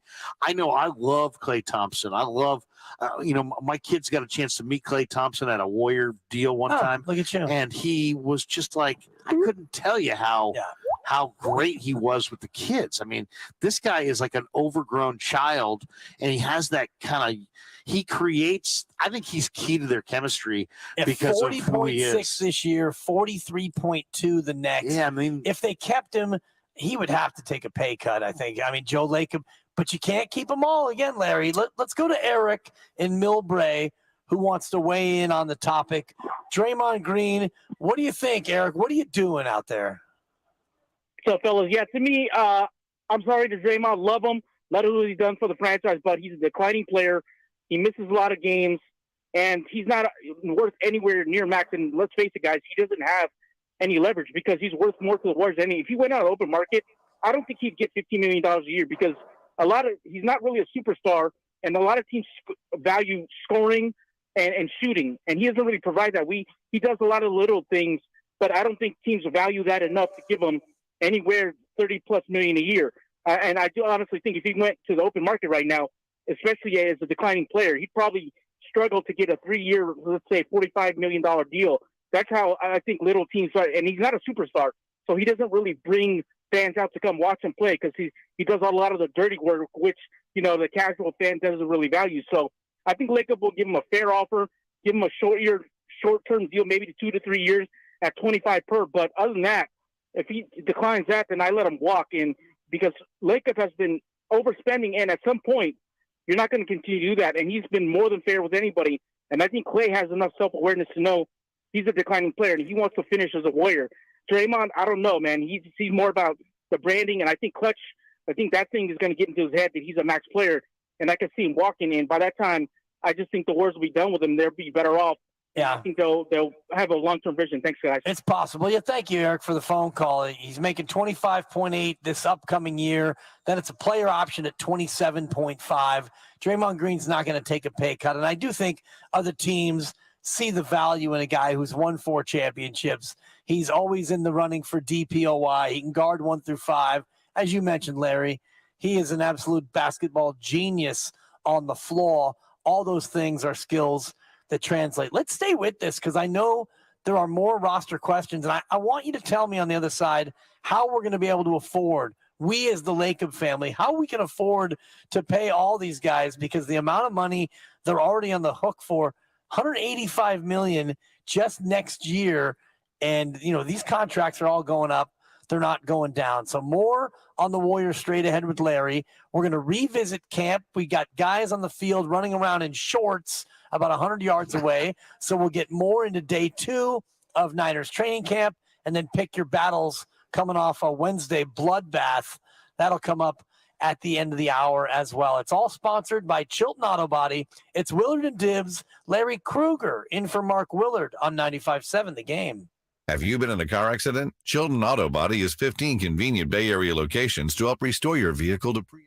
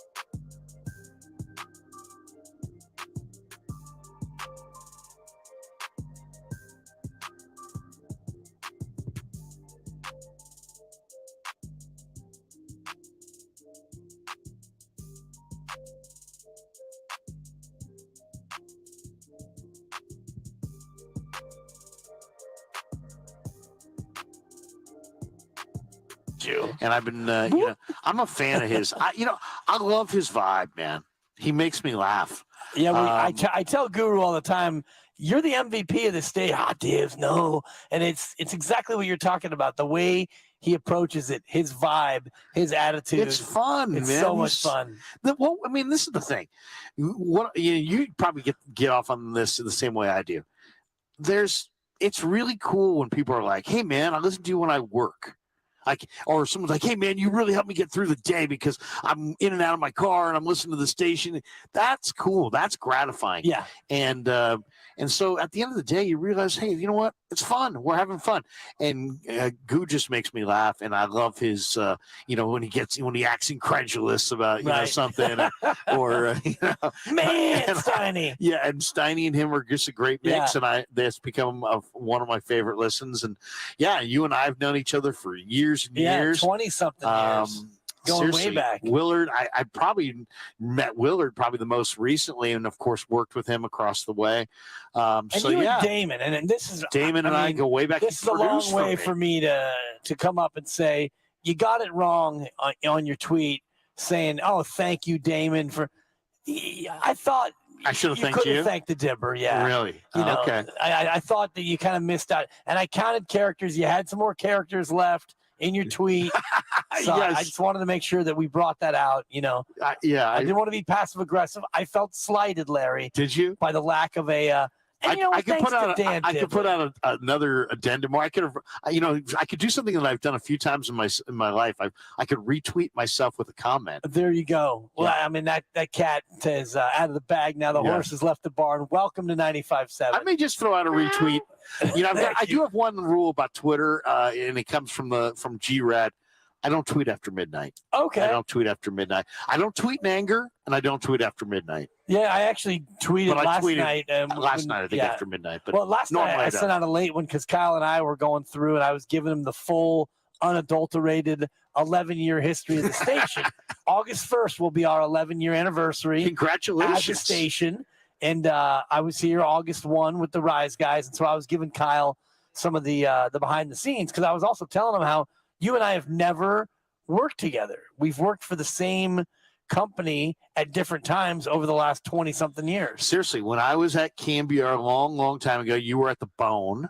Yeah. And you were doing what, some show with Bob Coburn, rest in peace. Okay, Bob BC. Coburn. Buddy BC. I thought it was a woman with red hair. No? Gina, she was our news gal. And I was the wacky traffic sidekick. and I was doing it with Bob. And then I lost that gig, went in the helicopter for Channel 4 Cron. And then, you lost your gig, which cleared the way for me to get hired there. Because God, I could be of service to you. Because the guy who got shown the door along with you was not a big fan of mine. So as he went out, I came in. There you go. Regime change is what you needed. I needed a regime change. And I was there to help author that regime change. Good looking out. I appreciate that one. Well, thank you. And then after my 5.5 years, this station starts. I leave, you come back, and here we are 11 years Here later. we are finally at the Hilton. At the Hilton Santa Clara. They said, you know what? If we're going to get these guys together, we can't do it in studio. Let's make it. We need. People were thinking about like maybe a motel or an hotel, but you know what? They said, you know what? We need a hotel. Yeah. And then it was like, we need a 5-star in a Hilton. And that's where we're here. So that's where we're at. Hilton Santa Clara, about 200 yards away from Levi's Stadium. When you come down to Niner games, come here first for the pregame tailgate. Yeah. Book a room, stay the night. This place is spectacular. Had the food last night and this morning, And I'm told. Did you stay over here last night? Oh yeah, look at you. It's the flex moment of the day. Well, because living up in the 925, kind of out by you. Look at you. I figured doing a couple of shows, and I can't speak. Did you wear the terry cloth robe? Were you like Axel Foley from the Beverly Wilshire? Do you have a couple robes in your bag? Oh, the robe went on without a doubt. You're not going to fall for the banana in the tailpipe? No, wouldn't want to do that. Book something to the Underhill room on the side, Mrs. Stanwyck. But from Fletch? Yeah, exactly. I had to, if I'm going to speak about the wonderful Hilton Santa Clara, I had to get the full experience. Why did you order lunch here? I knew this was where my mouth would be. Exactly. It's all ball bearings these days. Oh, it's so great. It's Krueger and Dibbs. Krueger in for Willard here on 95.7 The Game. Let's talk a little bit more about the Warriors, and then I do want to get back to camp.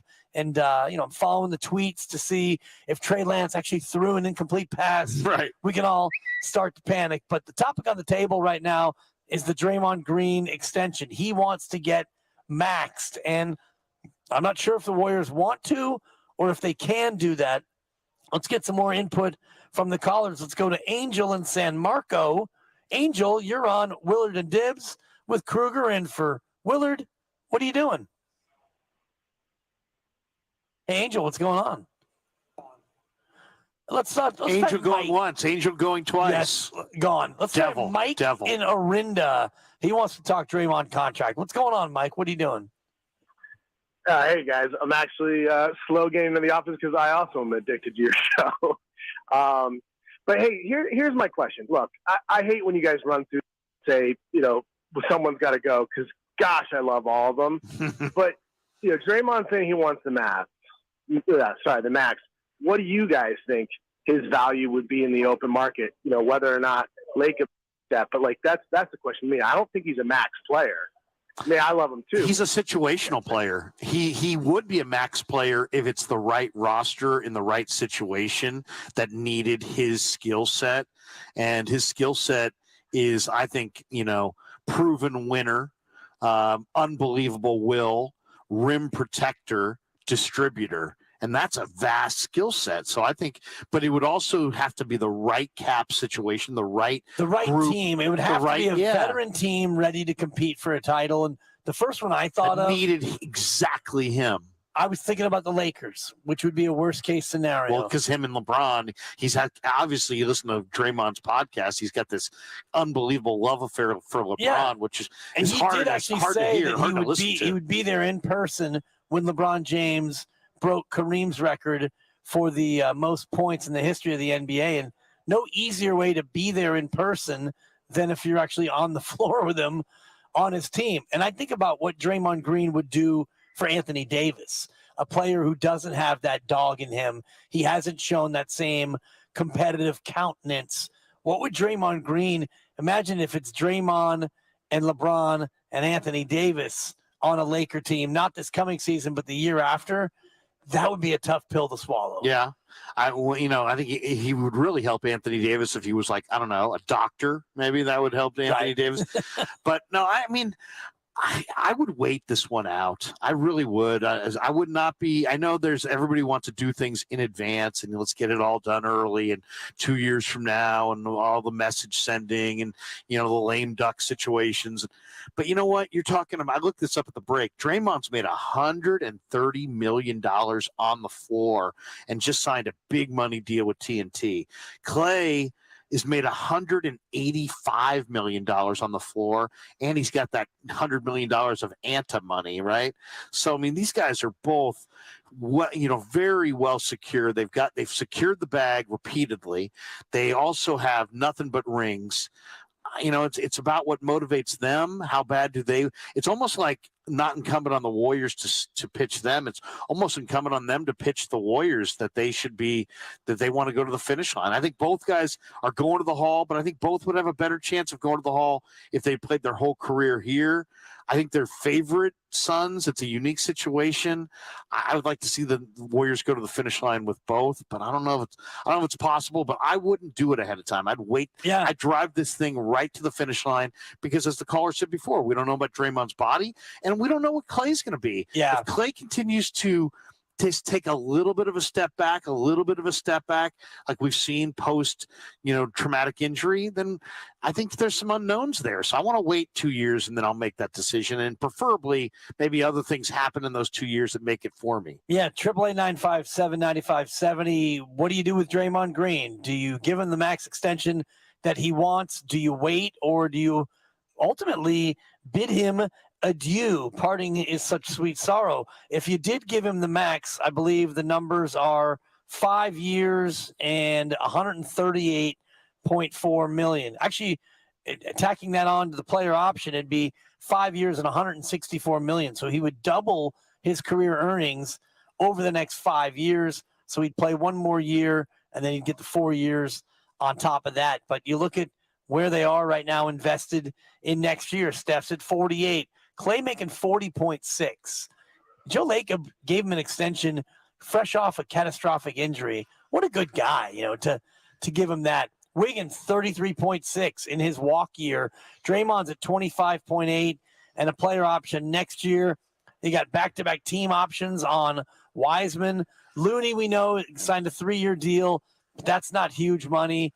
Kuminga, DiVincenzo, Jordan Poole, $3.9 million and a team option for this year. And then he's a restricted free agent. So what do you do with this roster? First and foremost, Draymond Green. Let's go to Tim in Vacaville. He wants to weigh in on Draymond. What are you doing, Tim?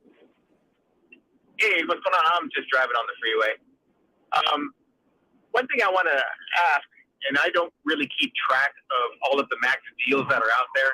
I love Draymond, love what he does for the team and all that, but I don't believe that there is anybody who has a max deal that produces so little offensively as Draymond does. And I think that he might want the money, and in his mind, he might think he deserves the money, but he doesn't score enough. He does great other things. He's assists, he's defense. I understand, but he doesn't score. And really, you win the game by scoring points. So just wanted to throw that out there. But he is their leading assist man. He's a facilitator. And it's an offense that, at least under Kerr, is predicated on, ball movement, body movement. He makes an interesting point, though. What other max player is a guy who doesn't score? Because Draymond Green, what does he average, about 7 a night? He's unique. He's very unique. Yeah. He's a unique player. I mean, who would you compare him to? If you had to compare him to anybody in any era, does he compare to anybody? I mean, is he Paul Pressey from way, way back? Don Nelson? Right, the original point forward. Is he, I don't know what he is. I mean, he reminds me a little bit of Jason Kidd in like the early Kidd before Jason Kidd decided he was going to start shooting the ball. He's a mix between Rodman on one end and Jason Kidd on the other, because remember, Jay Kidd was not a guy who looked to score and certainly was not a good outside shooter. He kind of reminds me, and you're going to laugh at this one, and you might disagree, but he reminds me, I mean, not the shooter, but he reminds me a lot of Bird in that, limited foot athlete. Bird wasn't a great athlete. Green's not the spectacular athlete, but, man, he makes so many people better, and he's such a savant of the game, and he's like so many steps ahead of you on both ends of the were floor. Here, he'd be rolling over in his grave right now. Because they're different, because Bird was a shooter, and a dagger thrower shooter, and Green's clearly not that. But you know what I'm saying? As far as they both have just tremendous will, tremendous competitors, two-way players, even though they have athletic limitations. I mean, I just think he's vital to winning. I mean, go look at what the Celtics won the year before Bird. I think the year Bird came in, he was the rookie of the year. Not only that, I think they had the biggest jump in win total in the history of the NBA. And so what's Bird about at his essence? Winning. And what's Green about at his essence? Winning. Yeah. So that's where I draw the comparisons, but it's a very difficult situation to kind of break down. I mean, I've heard people say, well, they don't need Green. They've got Kuminga. I mean, totally different deal. I mean, totally different player. Yeah, and for Kuminga to ever get to that level defensively, if Jonathan Kuminga becomes that player just on the defensive side of the ball, that would be an incredible find for Golden State to have another defender at that level because Draymond Green, the ability to really guard 1 through 5. I don't know if Kuminga will ever get to that point. I can't see him becoming the ball handler that Draymond has become. And Draymond really worked on that aspect of his game. You know, when he came in, he was not highly skilled as a distributor, as a ball handler. His handle wasn't quite there. So I would love to see Kuminga improve to that level. But you mentioned it, Draymond Green, he's a winning player, and he's a winning player with Steph. And that, I think, is the most important part of this. Let's go to Julio in Redwood City. I'm going to go with Julio. I would probably say Julio. That's probably a better guess. Oh, we know some Julios. Yeah, what's going on, Julio? What are you doing? Do you make your own wine? Hey, guys. Okay, so, hey, my point is, I've never liked the guy, Rob Parker. You guys know Fox Sports Rob Parker? Of course. Yeah, we're aware. He had a great point yesterday. I mean, he's a Steph hater, so I don't like him for that. He's the GMO. Anyways, he had a great take about Draymond Green. He said the only way Draymond Green is going to get a max contract is from Colin Cowherd from Fox Sports. You know, he's delusional. Like, we should not be even entertaining these talks. Like, you're going to pay $40 million to a 33, 34-year-old guy, you know? I mean, I just feel this is like a LeBron sabotage, the Clip Sports thing. And, after the title, he said Steph couldn't create his own shot in 2016 before KD arrived. And the Warriors could not win without KD. And he was spewing all kind of talking all this crap.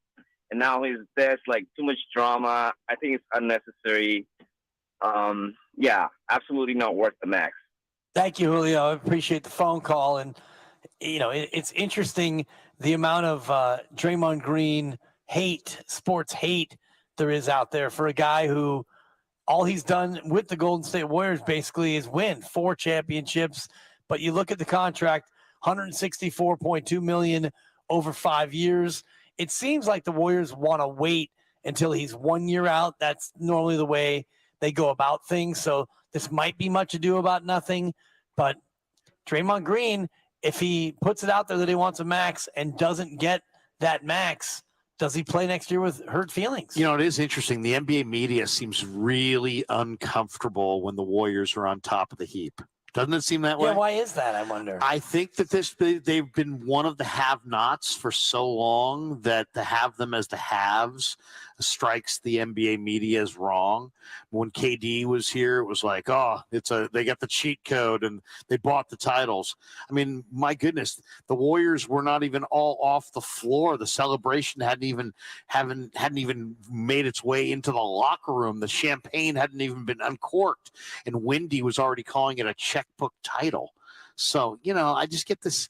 There's a lot of Warrior hate. Maybe it's because Joe said, hey, we're light years ahead of everybody else, and he's probably right. Maybe it's because we're out here on the West Coast. Maybe it's because the Warriors have been so good that, when they had KD, that it kind of sucked the life out of the entire league and made the finals kind of a foregone conclusion. I'm not really sure, but there doesn't seem like there's this kind of pushback when other teams are on top. Maybe I'm just being overly sensitive as a native San Franciscan and a lifelong Warrior fan. I know. I think you nailed it with the Lacob angle. The whole idea of kind of light years in his success. And Steph Curry is, he seems to have everything going for him. And so there's a natural sense of, anti-Steph because he's got it all, and so you want to see him get knocked off the pedestal. But it's also the guy we're talking about, Draymond Green. He is easy to dislike from the outside. I mean, heck, even our own Warriors fans talk about not liking Draymond Green, and he's a guy who delivered 4 championships here. Normally your own players, they get a complete 100% approval rating when they win championships, yet Draymond is such a lightning rod that a lot of times he gets criticized anyway. I don't blame Draymond for costing the Warriors a title. I really don't. I mean, I know there are people that do. I do. Well, I mean, have you ever played pickup basketball? Yeah, but never for an NBA championship. Yeah, but if I did to you on a pickup basketball floor what LeBron did to him, and you responded to me the way that Draymond responded to me, that's a reciprocal response to disrespect, and I had no problem with it. I played a lot of pickup ball. The bigger problem, though, was the number of Michael Beasley at the end of the game in the earlier series where he picked up Beasley and basically pile drove him into the court, and that was a flagrant. And then the whole idea about Steven Adams, and Draymond said, "Oh, I can't help it. It's just part of my natural shooting motion." Exactly. When he flailed, kicked him in the balls. Yeah. And by the way, he doesn't do that anymore. So obviously he was able to, drum that out of his own game, right? The flail kick.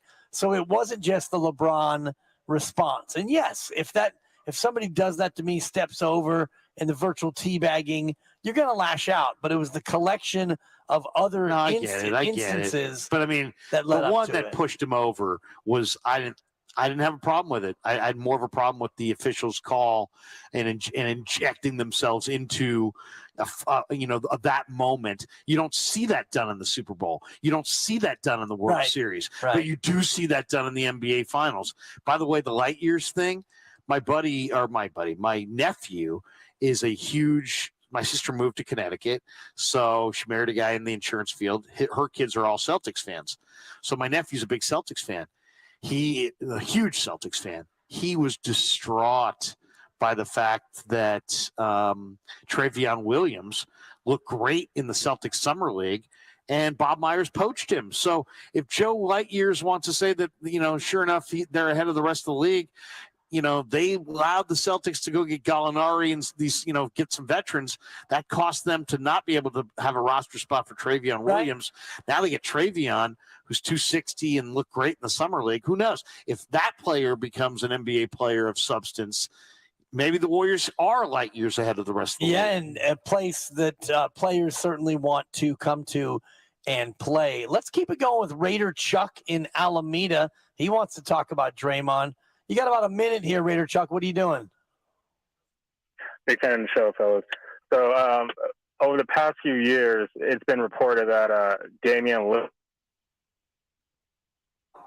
Yeah, I'm sorry, Raider Chuck. Call back, and we'll get you right to the front of the line. Raider choke. That's a little harsh, guys. I think it's a little harsh. Maybe it was. You got to pay your bill. You got to pay your bill. Possible dead spot out there. Oh, there's also that from Raider Chuck. You just never know what's going to happen. Well, coming up, I do want to talk a little bit more about Niners training camp. Apparently, Brandon Ayuk with the catch of the day, according to Jordan Elliott, who's out at practice. And I want to get your thoughts on not only training camp and practice stats, but some of these one-on-one matchups and memories of Jimmy Garoppolo and his 5 interceptions that he threw in Denver. I think it was last year or the year before at practice, and how we all lost our mind over a practice INT. So get your thoughts on some of the camp stuff. And I also want to keep the Draymond talk going because people are interested in this, Larry. Absolutely. Well, the Warriors are hot, man. The Warriors are it right now.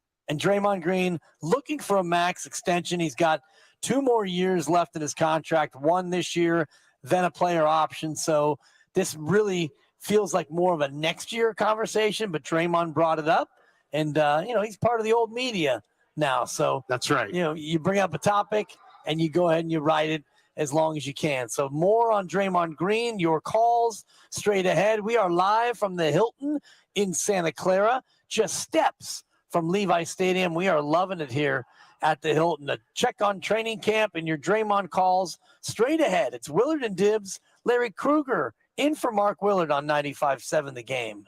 I'm Chelsea Messenger.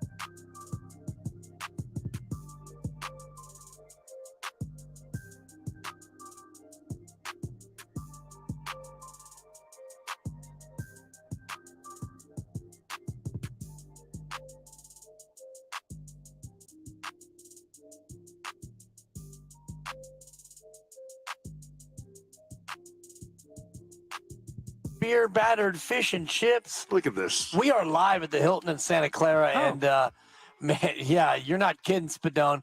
Kyle, the amount of food that was just brought up, incredible food here at the Hilton Santa Clara. Totally outrageous. I feel like Joe Spadone right now. Oh yeah, with the I got huge meatballs. meatballs. I got bread. I can't wait. I mean, we got choices. We got choices here, guys. Yep. Everybody's got choices. Choices. Yeah, we're gonna get after it here very soon. We've got more camp to talk about, but the topic. Can I tell you what I used to do? Draymond Green. I hate to interrupt you because it's bad radio. Interrupt away. Okay, when Where's I my first was fork? doing radio, way back when, like I was working for Ron Barr on the Sports Byline USA Radio Network. Team Tittle. We would seriously. I mean, there were times I did this overnight show where I would just.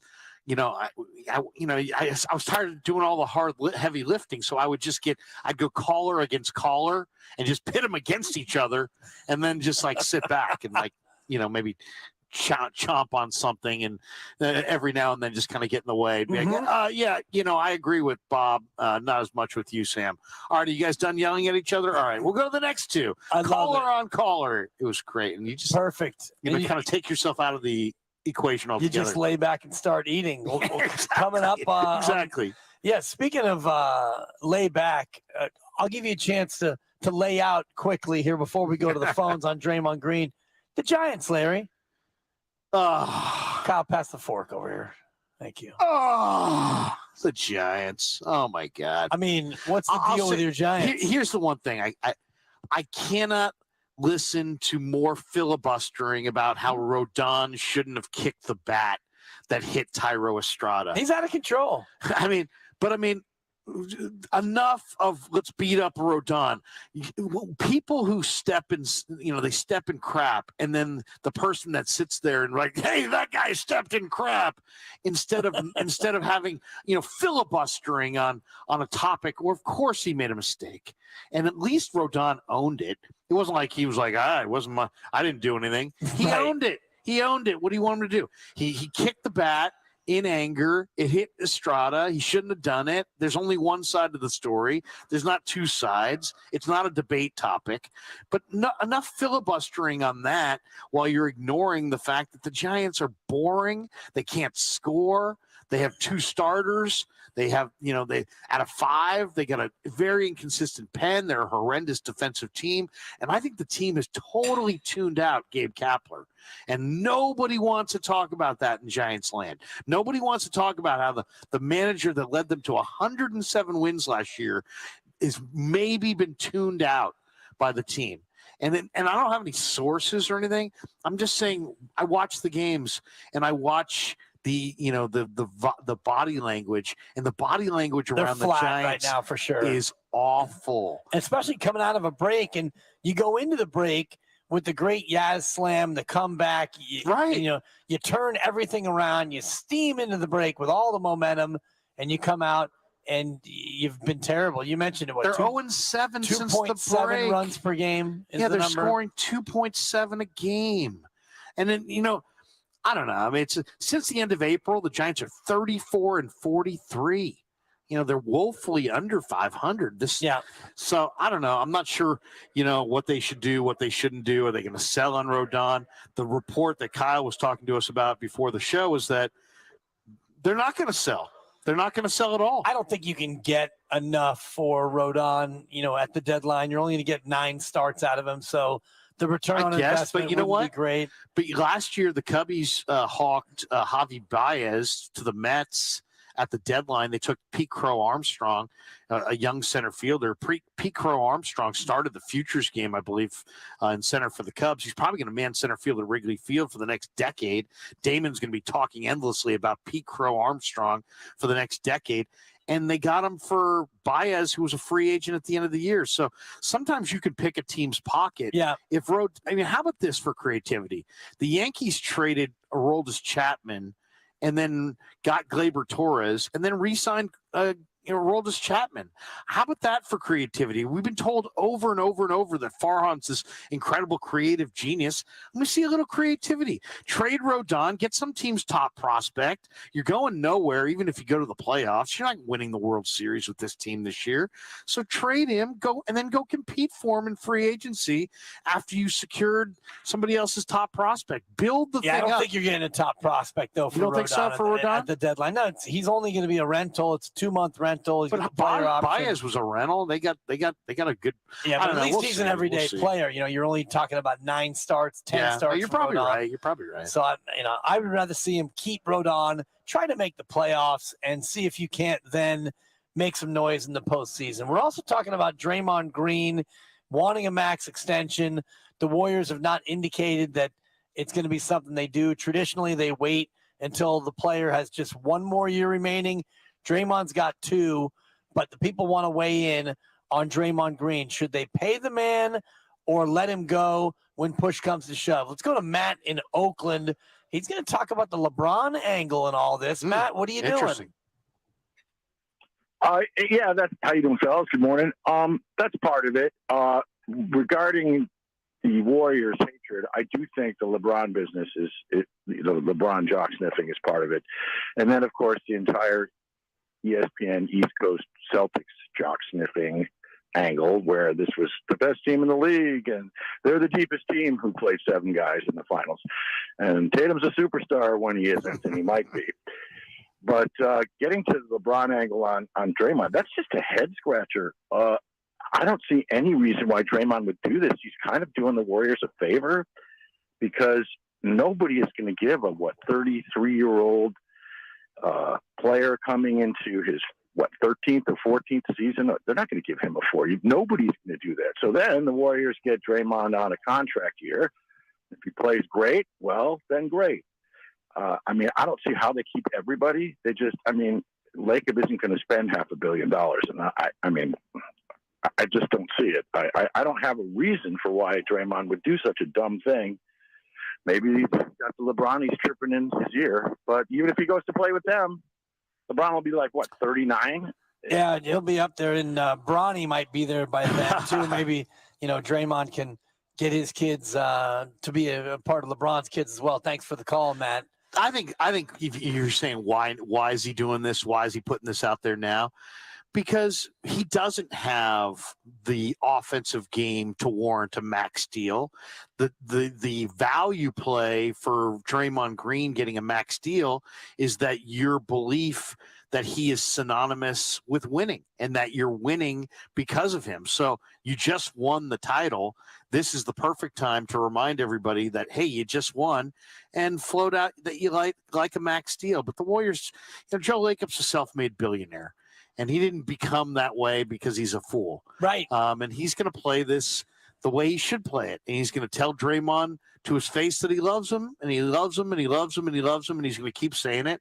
But he's not signing him to a max deal, and he may never sign him to that max deal. Right. It won't be this year, I don't think. And August 3rd is the deadline for Draymond to get that max. He'll play out this year. Next year, it's a player option. And I think as we get into the next season, that's where it becomes interesting as to, Draymond saying, hey, I'm going to opt out. I want to try free agency. Or I don't think that he would just pick up his player option. I think at that point he would indicate that he wants to stay. And then at that point, he'd probably look for a max deal going forward. 888-957-9570. Coming up next, we're going to talk a little bit more about Niners training camp, and then it's pick your battles. And I understand that you're going to have a pick as well. I think you're undefeated on this program. I'm kind of a big deal. I love it. I've got, my furniture smells of rich mahogany and leather-bound books. Yeah. And the whole rest of it. That's perfect. Kind of a big deal. This is all sponsored by BMW Fairfield, now open in the Fairfield Auto Mall. They provide a luxurious, all-encompassing experience to address all your BMW needs. Visit bmwfairfield.com today to book your visit. That's bmwfairfield.com. It's Willard and Dibbs. Krueger in for Willard.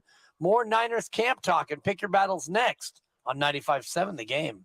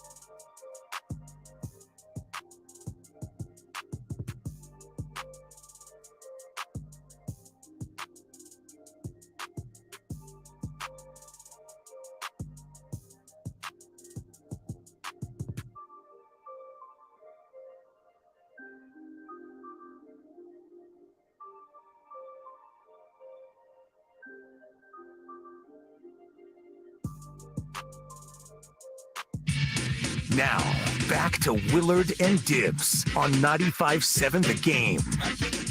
Back live here at the Hilton Santa Clara, and I don't ever want to leave, Larry. We're being treated like royalty. Why would we ever leave? Fish and chips, delicious coleslaw, Nana's meatballs, mwah, with some sourdough bread as well. Come on down to the Hilton in Santa Clara. Tell them Dibbs sent you. Niners tailgates when the Niners season officially gets underway. They have tailgate activity out in the parking lot. This is a great place, actually, for a staycation. You come down to a Niner game. You get after it with the pregame tailgate. You go to the game. You get after a little bit in the postgame. You don't have to worry about driving home. You stay the night here at the Hilton Santa Clara. They take good care of you, Larry. Well, I heard they housed a certain Dan Dibley last night. They did, and the thread count was divine. Really? The robes were soft. How was the Spectravision? Spectravision got it done. All right. All right. We were able to move the chains with the Spectravision.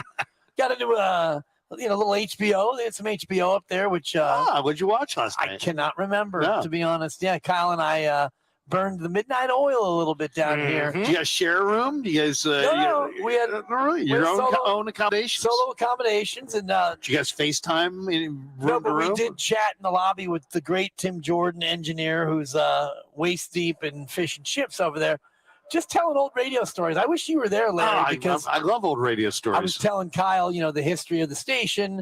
We're 11 years as a radio station on Monday, and some of the KNBR back and forth when I was there, when you were there, and then Tim Jordan jumped in with some stories from the 70s and 80s, and we had a great time. 60s? Sorry, that was personal. That was unnecessary. Did they have a gym here? I know you like to exercise. Yeah, I went for a run yesterday. Went for a run. Went for an 11-mile run out. They have, some trails out there. Tasman, Great America Parkway. Where exactly were you running? There was some Tasman.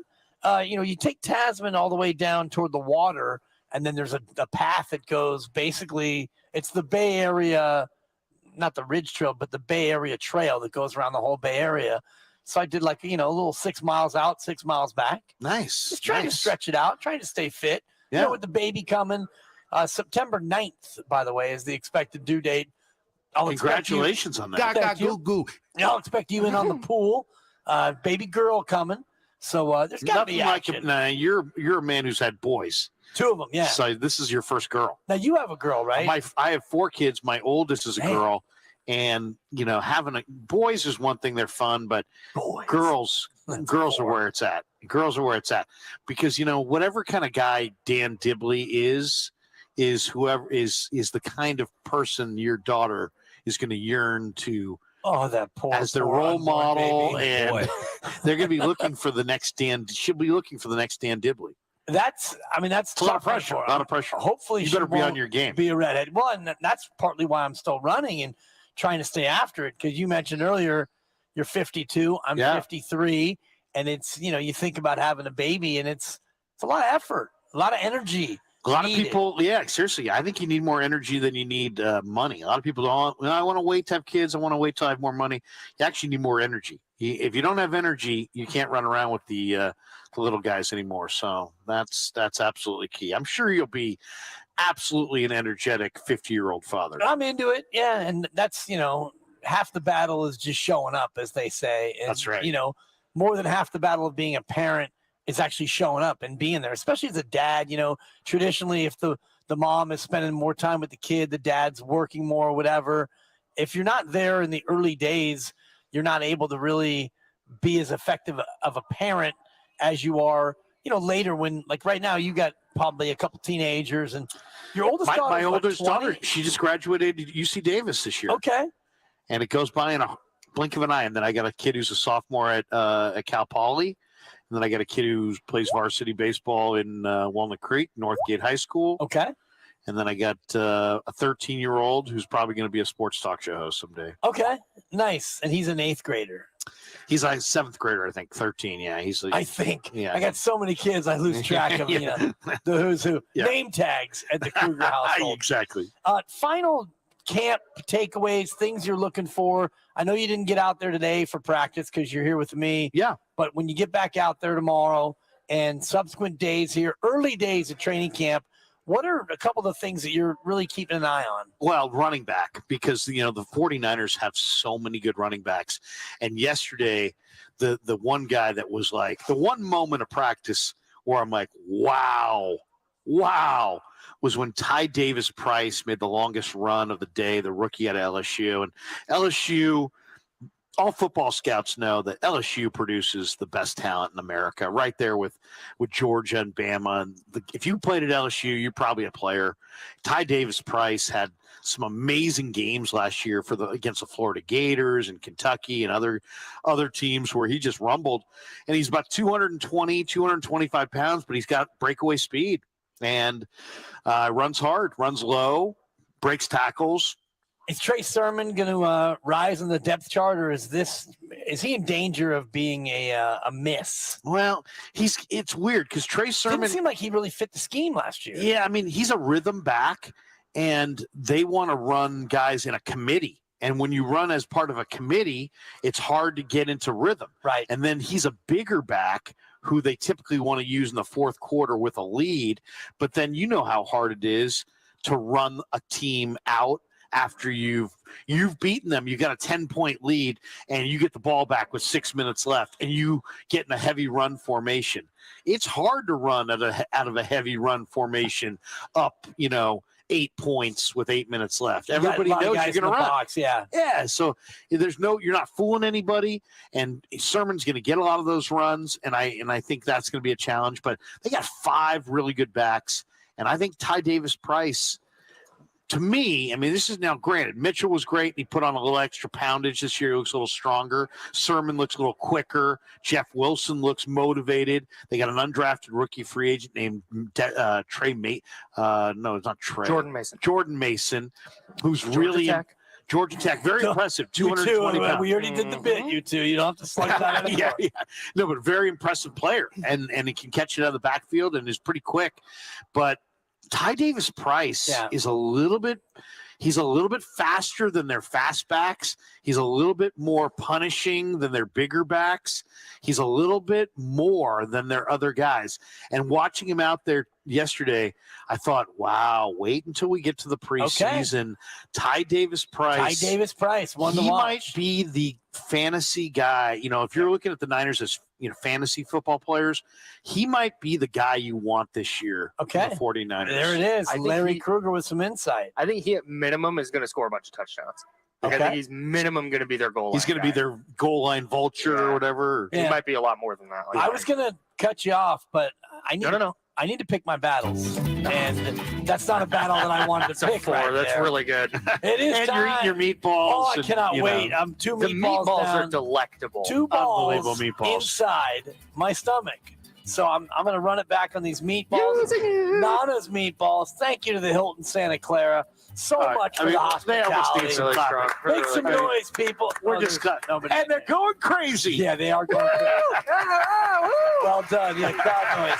I can't wait to get back here, and I can't wait to crash your pregame shows with a libation. There'll be security. I think there'll be security. Kyle, what are the standings and pick your battles here? We're coming off a day where Willard lost, Madsen lost, Spadoni lost, and the Dipper Claws lost. Where are we at in society? Seriously, Joe, where are we? In the loss column is where we are, Joe. Yeah, Mark took his first loss. He's 3-1. Dibbs, you're still in second place at 2-2. You've lost 2 in a row. I've also lost back-to-back. I'm down to 1-3. Bad beat on that one. The White Sox come back against the Rockies. The Rockies 2 in the ninth to knock off the Chi Sox. And then Spadoni caught an L as well. He rode the Giants money line. He is also 1-3. Spadoni picks first because he has lost 3 in a row. Go ahead, Joe. Spadoni, what do you got And here? the Giants have lost 7 in a row. But you damn it, guys. Gosh darn it. I'm picking them to win tonight. I think they get off the schneid. What? Gosh darn it. You're going Giants money line, right? Certainly am, Dibley. Yeah, okay. Giants on the money line. Fading the Cubs is so smart. They're so checked out. Minus 143. Spadoni on the Giants to Kyle Madsen, who's currently in third. Are we scrambling? We're scrambling. I like the Phillies on the run line against Pirates, Dibbs. Gosh darn it. Phillies. I actually hate that, but it was the first one I saw. Oh, that's against a bad the pick. Pirates. I don't have any women's soccer. Can I change? Nope. Too late. The lock set. Yep. Oh, It's brutal. been locked. Detroit's bad. The Blue Jays are good. Give me Toronto on the run line. Is it my turn? Yeah. All right. And then we'll announce Willard's on the under 8. Is that right, Spadone? Yep. Okay. Under 8 for what? Giants. Giants. Okay. Giants. One of my favorite betting angles in July, late July, is bet on the team that just added in baseball. Bet on the team that just traded for a new player. Bet against the team that just traded away a key player. So in the Yankees-Royals game tonight, the Yankees are big favorites, as they should be, but the Yankees just traded for Benny Biceps, Andrew Benintendi. The rich get richer. The Royals just said goodbye to a guy who's hitting 300, probably the best hitter on their team. Give me the Bombers -1.5 tonight on the money line against the Royals. Love that angle. Okay. I love it. The picks are in. The battles have been picked, and we're all set for a little bit of baseball action today. Pretty soon in Pick Your Battles, we'll have the ability to pick preseason football, which I wonder if anyone will have the courage to make such a bold move. Well, time now for the changeover, brought to you by Oakland PD Recruitment. Be the change you want to see. Steiny and Goo back home